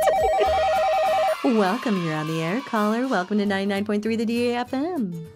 Hello, D. Hello. First time caller, long time listener. Welcome, happy to have Recently my you. truck died. My Oh, no. wife broke down, Oh, my no. dog left me, and my house kicked me out. Sentient My houses. question to you is, how did you get past the Afghan guards being so dummy thick and the swings from hips give away your position on the infrared? I'll hang up and listen. Thank you for the call, caller, and thank you for the biddies. These hips definitely don't lie, and I was only ever truthful, and I let them know that these hips can sink ships. If you don't want to fall apart and become a wreck, You better step aside. That usually does the trick. Shakira, Shakira. Oh, baby, when do you walk like that? No. In a uniform, nobody looks schmexy. It makes your body look like you're a rectangle, no matter how curvy you are. D. One day, D will get 3D, and then I will get to dance and wiggle my true form of wiggles in 3D. Only one of them lies. The other hip tells truth. Loose lips sink ships, but thigh highs are my demise. Man, D was so sad that you guys weren't able to meet my subathon goal, the stretch goal for thigh high pics. D got 3 pairs of really cute thigh highs I wanted to take pics in. Caller, you're on the air, 99.3 to DFM. Oh boy, time to perform some PMCS on D. Why PMCS? Why?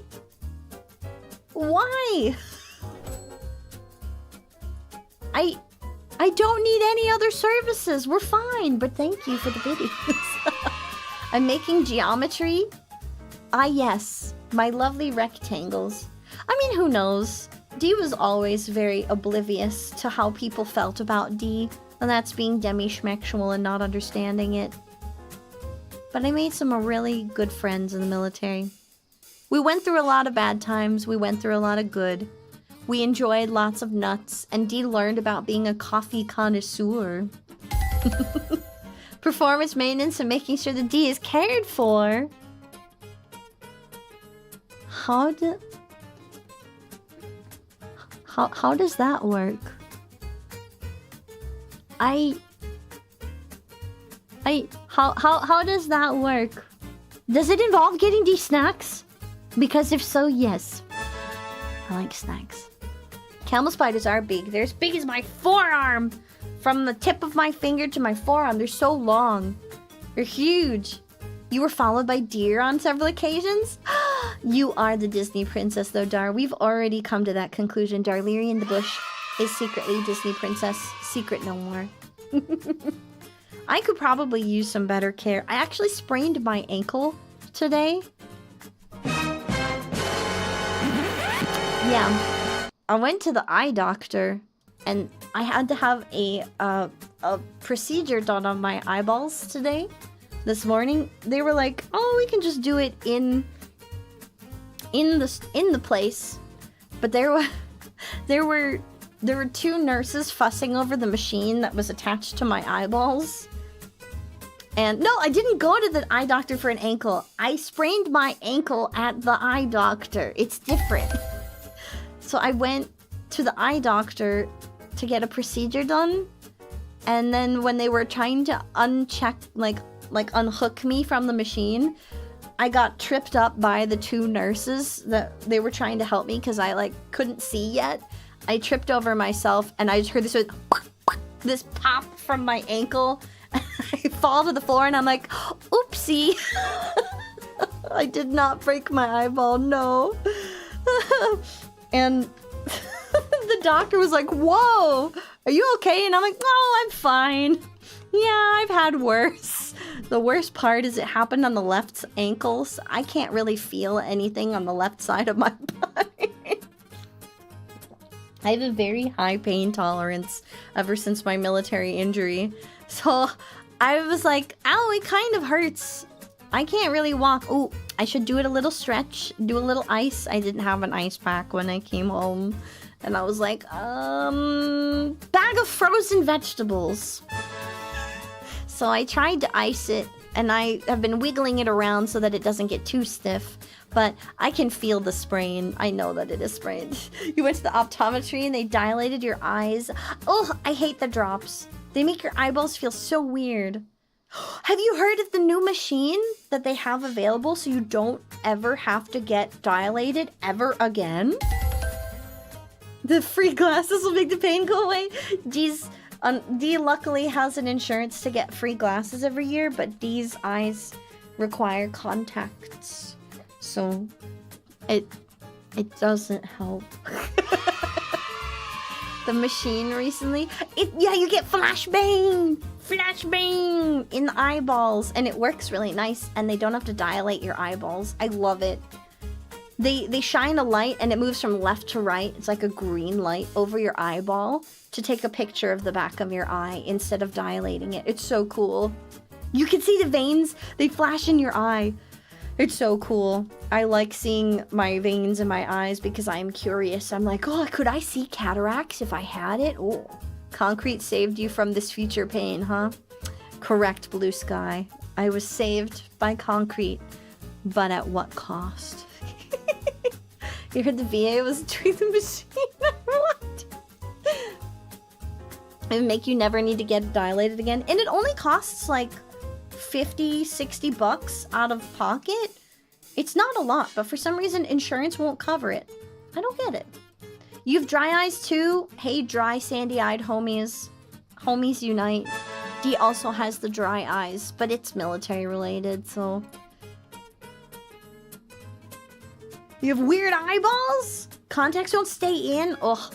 D has nice big round eyeballs, but contacts will glue themselves to my eyeballs because they are dry. Do you have dry, itchy, red eyes? Red eyes for dry eyes, for clear dry eyes. Those commercials. D doesn't know what they were, but D remembers that guy and that voice. It's like a distant whisper of my infanthood. It's the only thing D can remember is bad commercials. You had LASIK? Aw, man. And they're always checking on the scar? What do you mean you had a LASIK scar? You get a scar from that? He's from American Pie. Ben Stein, is that his name? Hydrate your eyes. Lick your eyeballs. That's how to properly hydrate your eyes. You come in a stream, we're talking about eyes. Yes, because they're dry. Clear eyes are awesome. Dry eyeballs. Oh, dry eyes for clear eyes, for red eyes, for dry eyes. That's the brand? Okay, D will remember now. Dry eyes. I will forget. I will forget. That is a gimme. You get a scar with LASIK? Oh, that's cool. Was he the teacher for Ferris Bueller? If you could lick your eyes, you'd be more popular at the local club. Bueller, stay off. Bueller. They won't pay because it's not expensive enough for them to justify arguing for it to pay a fraction. Ugh, insurance. America, step up your insurance game.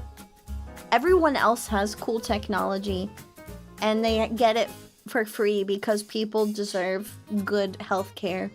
Why is it so expensive to stay alive in America? That is the question. Why is D still living in America is the other question. D could move. D needs a better job and... Well, D needs to finish school first, and then better job, and then maybe move. You put it in the memes? Thank you, Gamble Champ. I appreciate that. Honestly, I'm okay paying a couple extra dollars of taxes. D's already poor. If I could pay a couple extra bucks in taxes, $5 in taxes, and it would make sure that everyone had healthcare, I'd be cool with that.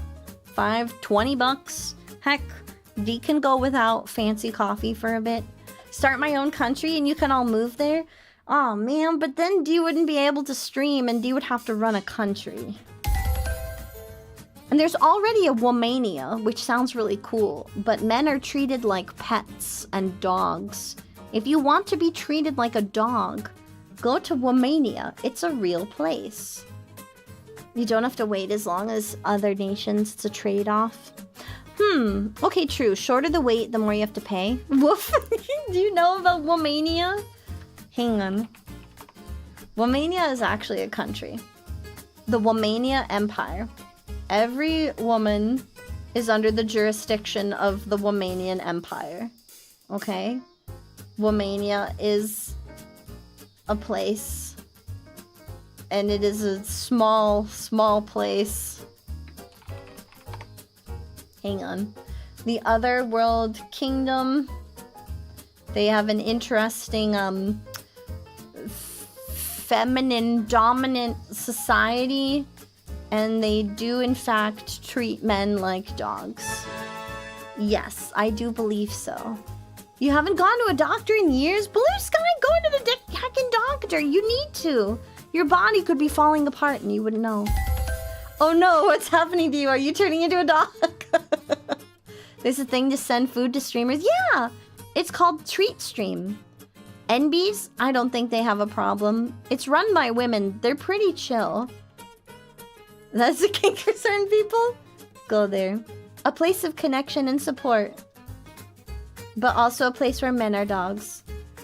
A town completely run by women, where men are your servants. Yep.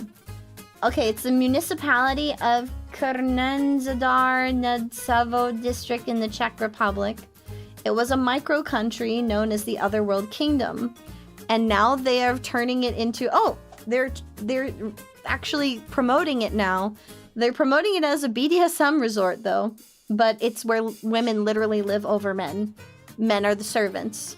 Men are not recognized as citizens. They're recognized as pets.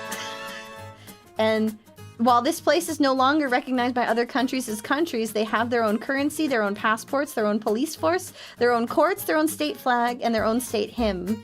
Wow. So it was called the Otherworld Kingdom. It's a place. You could go there. Oh my goodness, I'm so sorry, Blue Sky. I hope that you're able to resolve those issues and find the place that makes you feel, you know, comfortable in and out of body. What's the state flag? Let's find out. Hang on. The Romania... Okay, let me find it. What's their flag? Here. The Otherworld Kingdom. Oh, pardon me.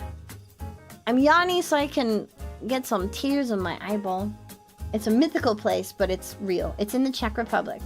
It's known as the Womania Empire. Oh my gosh, they have a castle? Oh my gosh, they have a castle. What? Hang on, let me show you a picture of this. They have a castle. What? Look, look, look, look, look. Here. Yoop. I'll show you. I have a castle. What the frack? It's like a dukedom build. And they have like a little crest. What the heck? Nobility? Ayo? What else can I find out of them? It is a DS environment of consistency. It's not available anywhere else in the world. Men exist in a state of captivity and subservience to a collective of powerful women. What? What? The whole trip is like an initiation journey. From Prague? Oh my goodness. Oh my goodness! I want to see where's their flag. The what did they call this? The Otherworld Kingdom flag. Here you go. Have a head pat. The flag of the Otherworld Kingdom. What? Women over men is like their crest, their coat of arms. What? This is wild. Okay, it's very tiny, but look. This is their coat of arms. And the subtext on the coat of arms is women over men. Yoop. Look at that. What? This is a thing! And I think those are manacles and a whip. So, this is a thing. It exists. Now you know. Womania... Oh, they shut it down? They can't shut it down. It lives in our hearts forever. What are you saying? It doesn't look like it's shut down from my resources. What? I need to know, is the Otherworld Kingdom exist? It says it exists. I don't see evidence of closure. Oh, it's not open to visitors. You do have to actually get like a passport to visit. You dead weight when you don't want to do something or like someone? D is Demi. I feel you on some of that. A BDSM cult! Oh no! How dare people be safe, sane, and consensual? What's happening, Ink Bros? What's going on? It was shut down due to violations. A Twitter account? Where are you citing your source? Okay, have a good sleep, Steam Shoulder. Thank you so much for coming and stopping by. I appreciate you popping by. I'm like, do I have any other stories to share for today? Because I have a billion of them. Let's see, I told you about making... You're on the air with 99.3 the DFM. Thanks for calling. I thought you said Romanian, I misheard it. No, not Romania. Thank you, caller, and thank you for the biddies. Why is everyone in the military? We're not all in the military, but D is in the military. D was in the military. D is out now. D was prior active duty, and D was talking about her deployment. And what did we talk about? Some of the snack stories, some of the morale stories, like the goat being flown in, like drinking fake beer, like going to the bazaar, Zumba classes in the dark tent in the dead of night. D is free. That's right. D received a sock, so D is free. When I got hurt fighting Gara, I am not Rock Lee. Gumpy.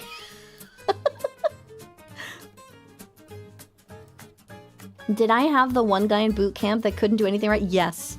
Yes, we did. He was a very awkward little nerd. But the worst part was he wasn't humble about it at all. When D was in basic training, we had this one kid, I'm just gonna call him Shrimpy. And Shrimpy was built like a twig and was very cocky about being built like a twig and was very rude to the rest of us and kept screwing things up. Not Jeffrey the Camel Spider, no, he was great. Jeffrey the Camel Spider pulled his weight. Shrimpy did not. Shrimpy complained about everything. I was carrying a rifle that was 4 times as heavy as the weapon he was carrying. And he would not stop complaining on a ruck march. On our first ruck march ever.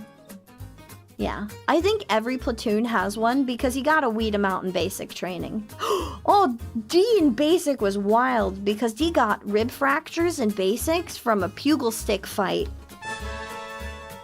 You had to deal with fanfic writing? I hope you had fun with fanfic writing. No, don't worry. What weapon was he carrying? It was a very, very light rifle. And you will leave it at that. There are only like 3 kinds of rifles that you get to use in the army in basic. And it was a very, very light one. And it was very small. Pugil. Pugil, not pube sticks. Pugil. Pugil. How do you spell pugil? Pugil sticks? Okay, it's spelled P-U-G-I-L. Pugil stick fighting is still something that is taught in most basic trainings to mimic what it was like to fight when you had like a bayonet on the end of your rifle. Yeah, Mercenary BDO has it. That's what happens when you make bendy content. What's bendy content? My content isn't bendy. I'm literally an anime girl on your screen. I'm flat. But only on the screen. In real life. Can I wink? There we go. Ain't nothing flat about D. American Gladiators. The K to L. Yes. It was very big. But we were doing pugil fighting. And D was up against this girl who was really mean. And she didn't like D. I don't know why. Maybe I stole her girlfriend or something. The lightest rifle they had, yeah. Yeah. Ink machine? The bayonet is just a knife for utility purposes. I'm flat. D the liar. Yes. Turpark, I know. I'm not actually flat. If you know anything about D in real life, D's very big. D's giant and curvy and a lady. And now you know, if you didn't know. But no, there was a girl in basic. She did not like D. And she was very rude. Very mean to D. Bulwick can confirm D is not flat. True! Bulwick has seen D. Bulwick knows the truth. And this girl in basic, she and Dee were battling each other with pugil sticks, but her pugil stick, she had ripped the tip of the foam off so that the metal pole within would pop out, and she smashed Dee in the ribs with it. Dee didn't know that it had fractured my ribs when that happened, and I broke her nose, and I pummeled her into the dirt. Needless to say, I won that fight, but then a week later, like, I had this horrible, horrible pains, and they just kept getting worse and worse and worse. And then I went to the doctor, and they were like, base doc, we'll do some x-rays, and we'll get back to you. And we came back from a long run one day, and Dee was feeling okay, but kind of meh. Like, it hurt. It always hurt. It was a sore in my side, and Dee didn't know why. Yeah, they're military boffers. You are correct. Military boffers is what pugils are. And then my drill sergeant pulled Dee into his office with a buddy, and he's like, yeah, grab a buddy for this. I need to talk to you. And Dee's like, is something wrong, drill sergeant? Like, nah, Dee, we got your x-rays back, and you're gonna need a buddy for this. So Dee was like, hey, bestie, I need a buddy. I'm not sure what's happening. And they were like, oh, crap, what's wrong? So they had to hang out with Dee with drill sergeant, and drill sergeant was like, so, you have rib fractures. And Dee was like, is that what the pain is? He's like, yes, so you have two choices in basic, Dee. You can either, deal with the rib fractures. It's going to continue to hurt, and it eventually is going to be the worst pain you've ever been in. You can push through it through basic, and then heal when you get to your first duty station, before you get to training round 2. And he's like, or you can hold over here in basic and heal here. He's like, if you're willing to, it's gonna suck. He's like, I had rib fractures when I was in Iraq. And he's like, and my lungs were held together by my armor, and that is it. And I was like, so this is gonna suck. And he was like, yes, Dee, this is gonna suck. And I'm like, I'd like to keep pushing, drill sergeant. He's like, I knew you would. And he's like, but you are not gonna like a bit of this. For our graduation and basic training, we had what was called Nick at Night. And it was a huge, full-scale mock battle that we fought with blanks in our weapons, where we had to move as a unit, clear a building, crawl through sand and mud, and our drill sergeants were literally firing live rounds over our heads and blaring music. They fired over our head, and we had to jump and dive through the sand and crawl through these pits. And Dee's rib fractures had progressed at that point, where even lifting my duffel bag was horrendously painful, and it would like send shooting pains up and down my sides. It made it hard to breathe. It was horrible. You had rib fractures, you felt it for like 4 years. It sucked. And I remember diving into the sand to climb at Nick at Night, like crawl through the sand, and my drill sergeant was next to me, and he was like, it sucks, doesn't it, Dee? And I was like, it sure does, drill sergeant. But he crawled alongside me, and he's like, you're gonna make that. You're gonna do it. You can do it. You're gonna crawl. I don't care about those rib fractures. You said you wanted to be here. You're gonna be here. And I'm like, I sure will, drill sergeant. I will be here. Oh, man. Yeah, the kind of pain that goes right from your rib to your toes. We crawled, and then he's like, what are you gonna do now, Dee? What are you doing now? And I'm like, I'm gonna go clear up your room, drill sergeant. And I did. I kicked down the door, I busted in there, I cleared all 4 corners, I moved with the buddy to my back, and then at the very end, my eyes stung with sand and sweat, my side burned and hurt, and my arms were shaking, but we did it, and we graduated. Ugh. I remember the next few days hauling my duffel bag through the airports. My battle buddies would not help me because in the beginning I thought maybe it was kind of heartless that they weren't helping me. But I was like, no, I chose this. I wanted to tough this out so that I could get to my duty station to heal. You wish you could hear more, but you're rolling out. Aw, thank you for coming and hanging out, Elite Joe. We'll tell more stories in the future. I got to my duty station with a lot of pain and suffering in travel, and a really weird exchange at a Starbucks over a bagel and some guy trying to force a gift card into my hand, and it was very awkward for everyone. Don't force soldiers to take your gift card. It's just not a good idea, nor is it a good look. And then Dee healed as best she could over several months, trying to rest up from rib fractures. And all of that happened before deployment. Dee has been through so much random weird stuff, oh my goodness. And you will have to save more fun stories for our next round of demilitarization.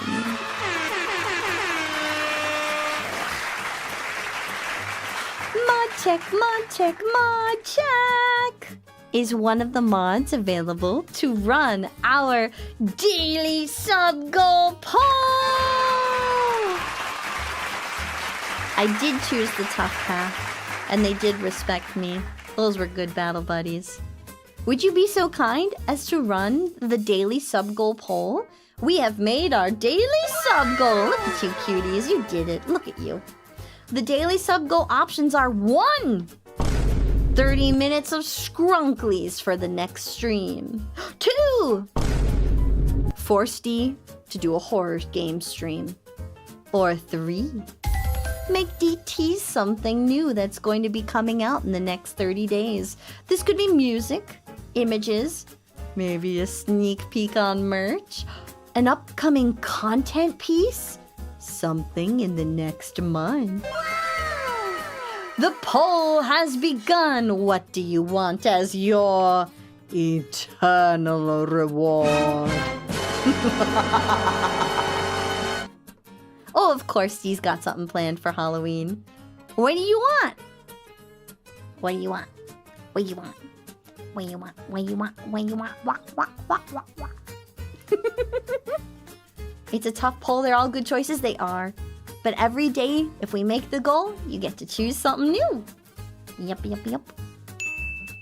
If horror wins, do Bendy in the ink machine? Is that a spooky game? If so, sure. I have a heart rate monitor. I could go and figure that out. Dishwasher sim. Oh, I hate dishwasher sim. I know it shouldn't be that spooky, but it freaks me out. Minecraft in the dead of night. It freaks me out. In the real life, Dee's very big, and Dee is not scared by like anything. But when it comes to like horror games, I don't have my senses. I can't hear, see, or feel stuff around me. I don't get scared about stuff in real life. My friends would tell you, Gumpy, that Dee is very reliable. In an emergency, I can get startled by people, but I don't get like spooked. And if there's ever a problem, Dee is the first to be prepared for action. Chat likes to see you suffer. It's okay, Miramis. You guys are brats, but you're my brats. Shut up, Gumpy. I'm not 2 feet tall. I'm bigger than 2 feet. Would Dee get spooked in a VR? Maybe. I don't have VR. Dee would need to actually look into VR sets. That's a future stream I'd like to do. Looking at VR and having you help Dee pick out something to put maybe on Throne. Horror game! No! No! Can I do it next week? Do I have to do it tomorrow? What was tomorrow? What was tomorrow? Can I do it next week? Are you okay if I do it next week? Can I do it next week? Don't give me your ooh-ooh faces! Next week is okay? Long I put up more scare. Another poll? Mods, can you make a 1-minute poll? Must be this week or next week. If we do it, let me look at my schedule. Let me look. Look. Okay, if we do it this week, then we'll take over voice redeems tomorrow, and we won't do voice redeems, so you won't get to help Dee make new redeems for you. But if we do it next week, we can maybe do back-to-back horror. Tuesday? We could do it next Tuesday. And we hit the goal every day this week. So next week, and you know what, Tia, that is something that can happen. If you do it and you make the goal every day and you guys just choose horror, yes, you can force Dee to play a whole week of nothing but horror games.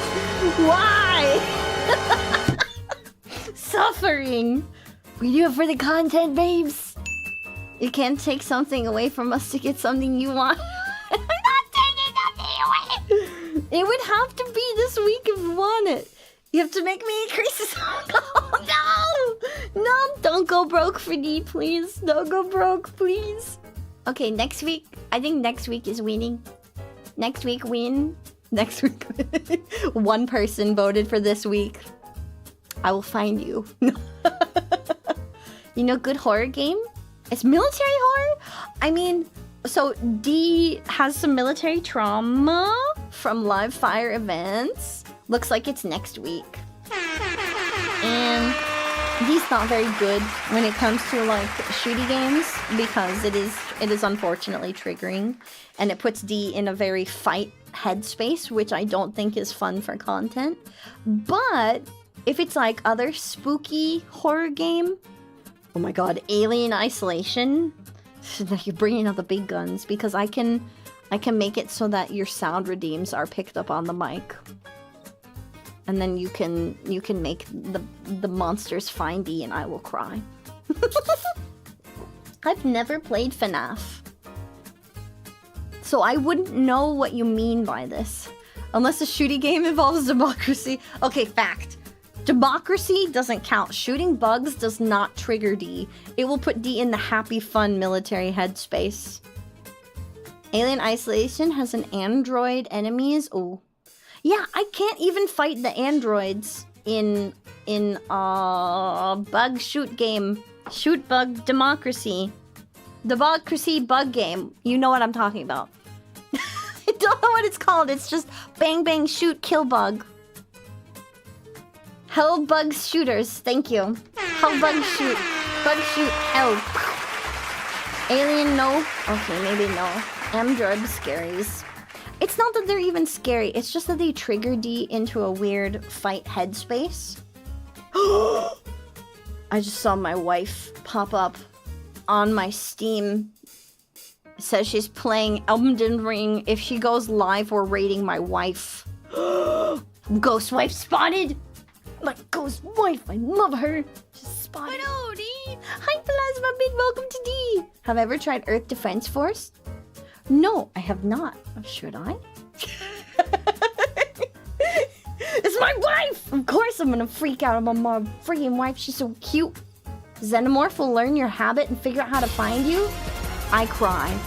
Ned, calm down. It's okay. I'm waiting. Where's my wife? Where's my wife? Better go live, wife. I love you. You give it some thought? Oh! I peaked at Soma in the Proto D days, yes. But I haven't ever finished it. I could try to finish Soma. It was definitely freaky. And it definitely did me a small spook. I don't know, what do you think? What do you think? What do you think? What do you think? Go live? It's opposite with Ghost. No, she's live in my heart all the time. Also, you guys should give her some extra love. She's trying to come up with some inspiration for her evolution. She may or may not be evolving soon.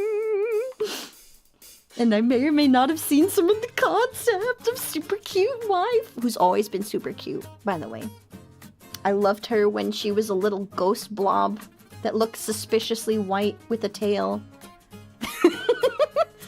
Yes, she lives rent-free in my heart, my brain, my lungs, my blood. Electricity de France, is that another spook game? My wife is not a Pokemon, but I would choose her every time. Hey. Little swimmer tuber, yes, that is what that looks like! Her little ghost form. I've joked with her about it. It's a niece. If you don't know who I'm talking about, hang on. I'm gonna shout her out. Eidolon. Make sure I'm spelling it. A niece! My wife! I'm gonna spell it right. My wife! My wife! My wife! My wife! My wife! I love her so much. No! Isla's my favorite cutie fox on the internet. Don't tell her I said she was cute. She's actually fierce. Very fierce. Isla is like my best ofwendo. That is my lovely kitsuwoon. I adore her with every fiber of my being. Isla, I don't know if I would call Isla my wife. She's like my bestie. She's on another level that is a wife adjacent. She is definitely a wife. You should definitely choose her as one of your waifus. She is cozy and lovely to listen to, but incredibly fierce. You will be lulled into a false sense of security by her ASM hot and her amazing artistic skills. Be amazed. Go and watch Isla. She can be cute and fierce. True, true. But my... Oh, Hecapede! I love the Hecka emotes. I also love Hecka. I love his ideas about emotes. The make emotes that you want to use, and you will love them. Hecka is so talented. I love my artist friends. But Anise is down to earth and chill, spicy and fiery, yandere, but also a cute, sweet little muffin. Hence, my favorite little ghostie of the mostie. You're not a snitch, but if Isla ever asks you, okay, if you snitch on me, I will be mad. But it's okay. Even the Beyblade can be this an emote. Yes. What happened to the last people who are cute? Yeah, true. If you say that to her face, Isla will probably end your existence.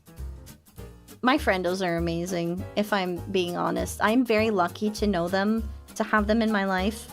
And even more so, the fact that I was able to meet them in person. And I am very lucky. There's a lot of people on the internet who pretend to be someone they're not. And Dee somehow stumbled into an amazing group of friends that are all genuinely themselves. And it is so refreshing and so unique. And I love them all for it, unequivocally. My friendos are wonderful, wonderful beings. And I love them very much. Because they not only accept my weird, but they bounce it right back. I have never had as much fun as I do. Like, I've never had as much fun as I do when I am with them. And I wouldn't trade them for the world. I can't call them all my wives, because then they couldn't also be besties. And I'm so looking forward to Halloween, because I met a good majority of them around Halloween 1 year ago. And I hope to bring back a few of my girls' nights events this Halloween in honor of my tiny blob beginnings. Dandy! Hi, Dandy! Welcome to me! Did I know that Hecka had their birthday? Yes, I did! We were telling them happy birth in our little friendo server, and we were showering them with love. You got off a nice night class? This is what happened. Dee told the tale of Dee being in the military and shared some military stories about being in the army. But then we had a poll because we're winding down right meow. And Dee needs to think of a horror game to play now for next week. Because you guys got the daily poll. You got the daily sub goal. Dee was in the army. Here, I wanted to show you guys my teeny tiny beginnings. Let me show you. I'm gonna add an image. This is the beginning. The beninging. The beninging. In the beninging. In the beninging. In the beninging there was D. And in the beninging there was there was D. And there was Isla. And there was my ghost wife Anise. Look at how cute we are. In the beninging, there we were. Do you recognize this moth? Do you recognize this moth? teeny tiny moth. It's a fan. in the Beninging, my very, very, very first girls hangout stream week when I first met all my friendos. There's Blob D in the knees. We're so cute. Wait. My favorite picture. This is my favorite picture of us. This is so cute. Look at us. We're so adorable. This is my girls' night sleepover event. Back at Manny's old apartment, from left to right, this is Franjan. Franjan has unfortunately been sick for a very long time. But Fran is probably coming back to streaming soon, and I'm so excited for her. I'm so excited for her to come back. The lovely cyber ghost that lives in the computer network. This is Fenari before Fenari evolved. Tiny Moth Fenari. Aylala with the shark. And Anise! Anise wanted a cute blanket idea for this sleepover event. And she didn't have a costume, so I helped recolor this cute little cloak so she could wear it for the event. And this Blob D! It's small D, but it's still D. Oh man. There was so much fun in this event. I can't wait to do this again this year. Have a girls' night. We're gonna do a couple of them. What else does he have? The D Pumpkin! D Pumpkin. D becoming a pumpkin. D hanging out with Aylala and with Anise. Look at this. We're such a bunch of silly goobs. Look at us, D with the pumpkin. Look at this smug face. How can you not love this smug face? Look at it. Look at the smug. Look at it and love the Isla smug. And this is Anise. Look how cute she is. I'm gonna die. She has a tiny Anise on her head. And Dee's just been a silly goober ever since. Do you see the resemblance? Do you see the resemblance? Do you not see the resemblance? Legally distinct Anise Family. Yes! It's the same thing! Oh my goodness. Oh, I'm so glad I saved these. I also have the first art stream with D, Isla, and Perry! It's like looking back at D. Look, it's the Tower of Dreams with the tiny Perry up top. It's Perry. Look, it's so freaking cute. Isla's little smug face. D's just happy to be there. Water glass crashed to the floor. He should have seen. He didn't believe D. He'll never believe. It's an Isla D Perry totem pole! We also have the amalgam. The first time we ever made the amalgam, we made two. This one was my favorite. The amalgam of Perry. The amalgam Perry is the Perila D. Ooh! Isn't that pretty? I was like, oh, I can add my wings to your head, Perry. Sometimes I miss being a blob too. But that lovely model by Marinki, D could not use it forever. And D needed to evolve. D has bigger plans that D can only accomplish as big D. No longer couch. No longer small D. No longer cutie hanging out with other cuties and short. It was decommissioned. And then D evolved into this. No. And then D devolved into this. Lady Blob.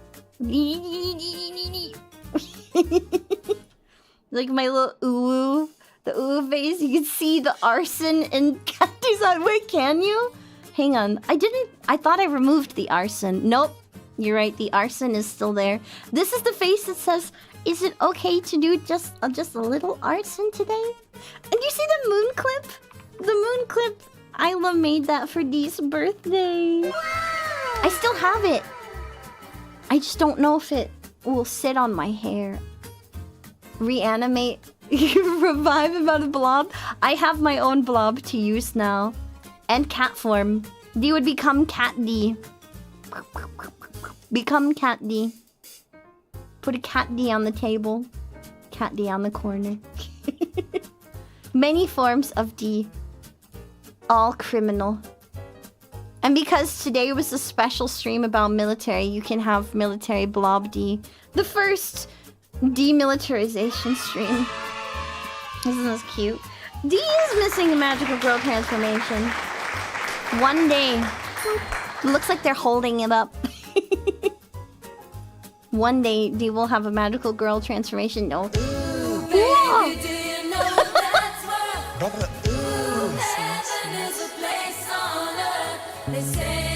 You're being judged!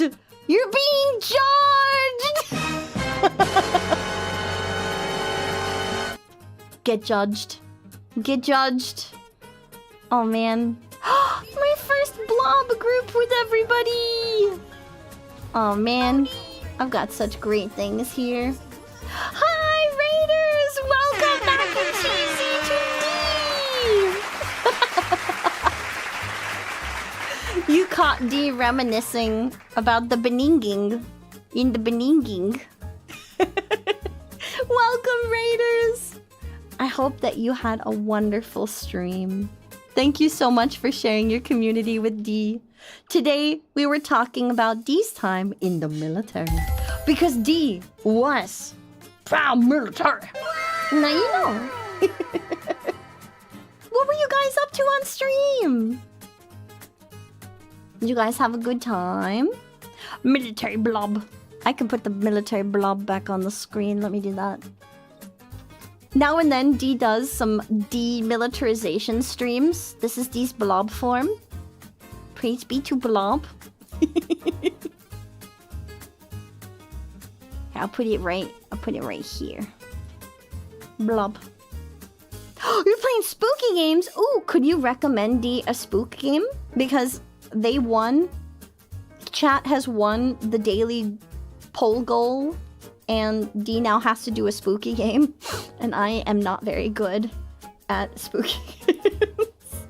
Like in real life, D is not spooked by a lot of things, but when it comes to game, I don't have my senses, so I get the spook. Hi, Requiem, welcome to D!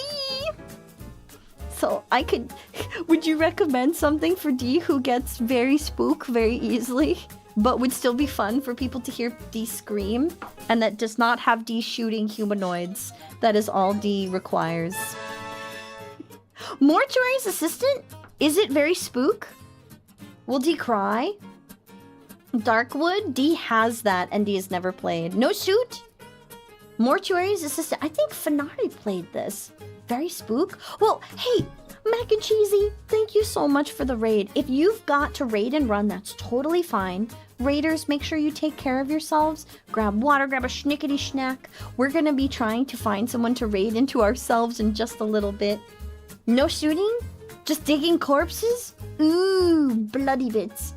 Is it Le Gros? Is it Le Goob? Le Goob and Le Gros? You were in another stream and they asked about your name. You had them Aww, that's so sweet. Internal Revenue Sphinx, thank you. Cheesy, thank you so much for thinking of us. And here, wait, can I don't know if we got you a shout out, homie. Wait, not Magikarp. Hi, Magikarp. Can I shout out? Yes, good. Please follow this lovely bean. And thank you so much for sharing your community with D. Why am I not following you? I know I've sat in on one of your streams before. What the heck? Fail, Twitch. You get to play with bodies? Do we make them dance? Oh my goodness. That is such a cute emote. Subscribe now. Get cute emotes. D can offer you a wiggle.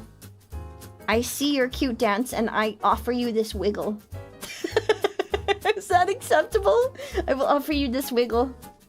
I'm looking to see if my wife is online or if she's just gaming. If she's gaming, I'm gonna hop offline and go play with her. Spice is on!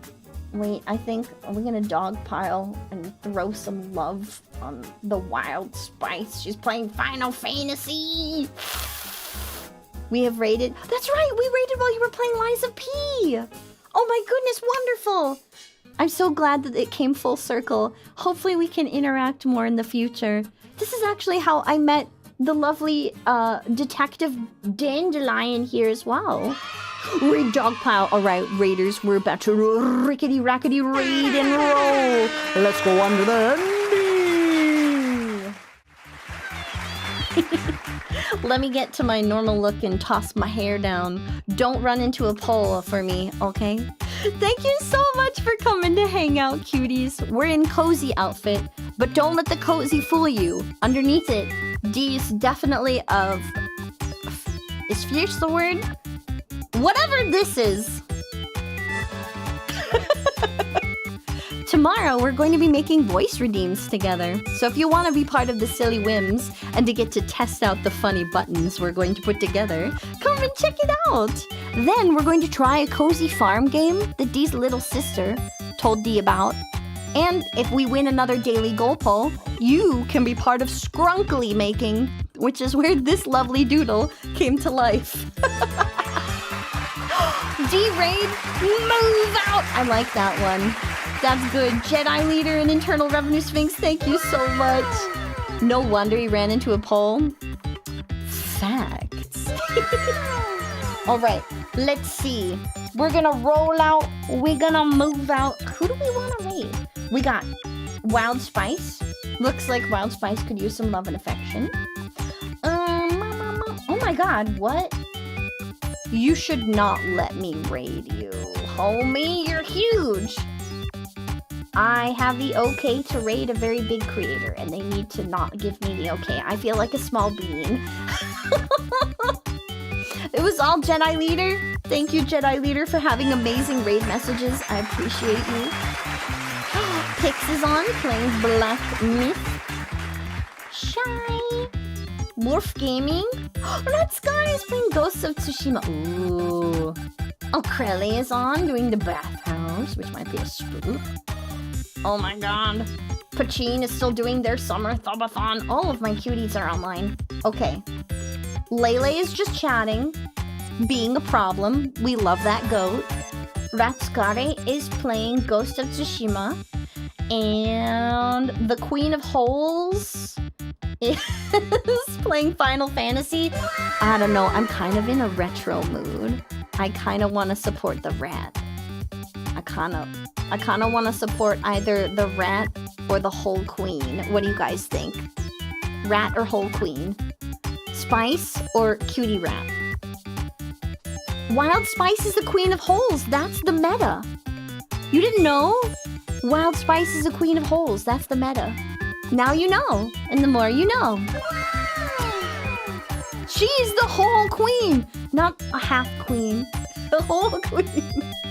Final Fantasy? I tried to log in yesterday and I couldn't. I have to fight with Squeenix again. I'm sorry, Eternal Revenue Sphinx. I thought retro was like cool, edgy, and electronic in a specific style. Is it not? No, rude. Wholesome A. It's true. Don't be sad. It's okay. Dee will fight with Squeenix and figure out how to get back into the game. Alright, I'm gonna go put some ice on my silly sprained ankle. I'm going to... let's see. Let's go give Matsukare some love. The cute rat. She's adorable. You will love her. Thank you again so much, Mac and Cheesy, for sharing your lovely community with me. We're gonna raid and roll, you guys! Starting the raid. Thanks for joining us today on stream, everyone. I can't wait to see you tomorrow. And until then, I hope you have a wonderful rest of your day. Goodbye!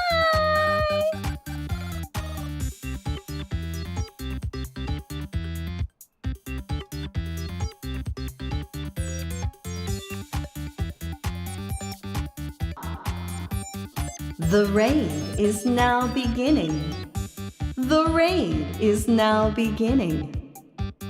Prepare for raid and grab your raid message. Raiding now in 3, 2, 1. Bye.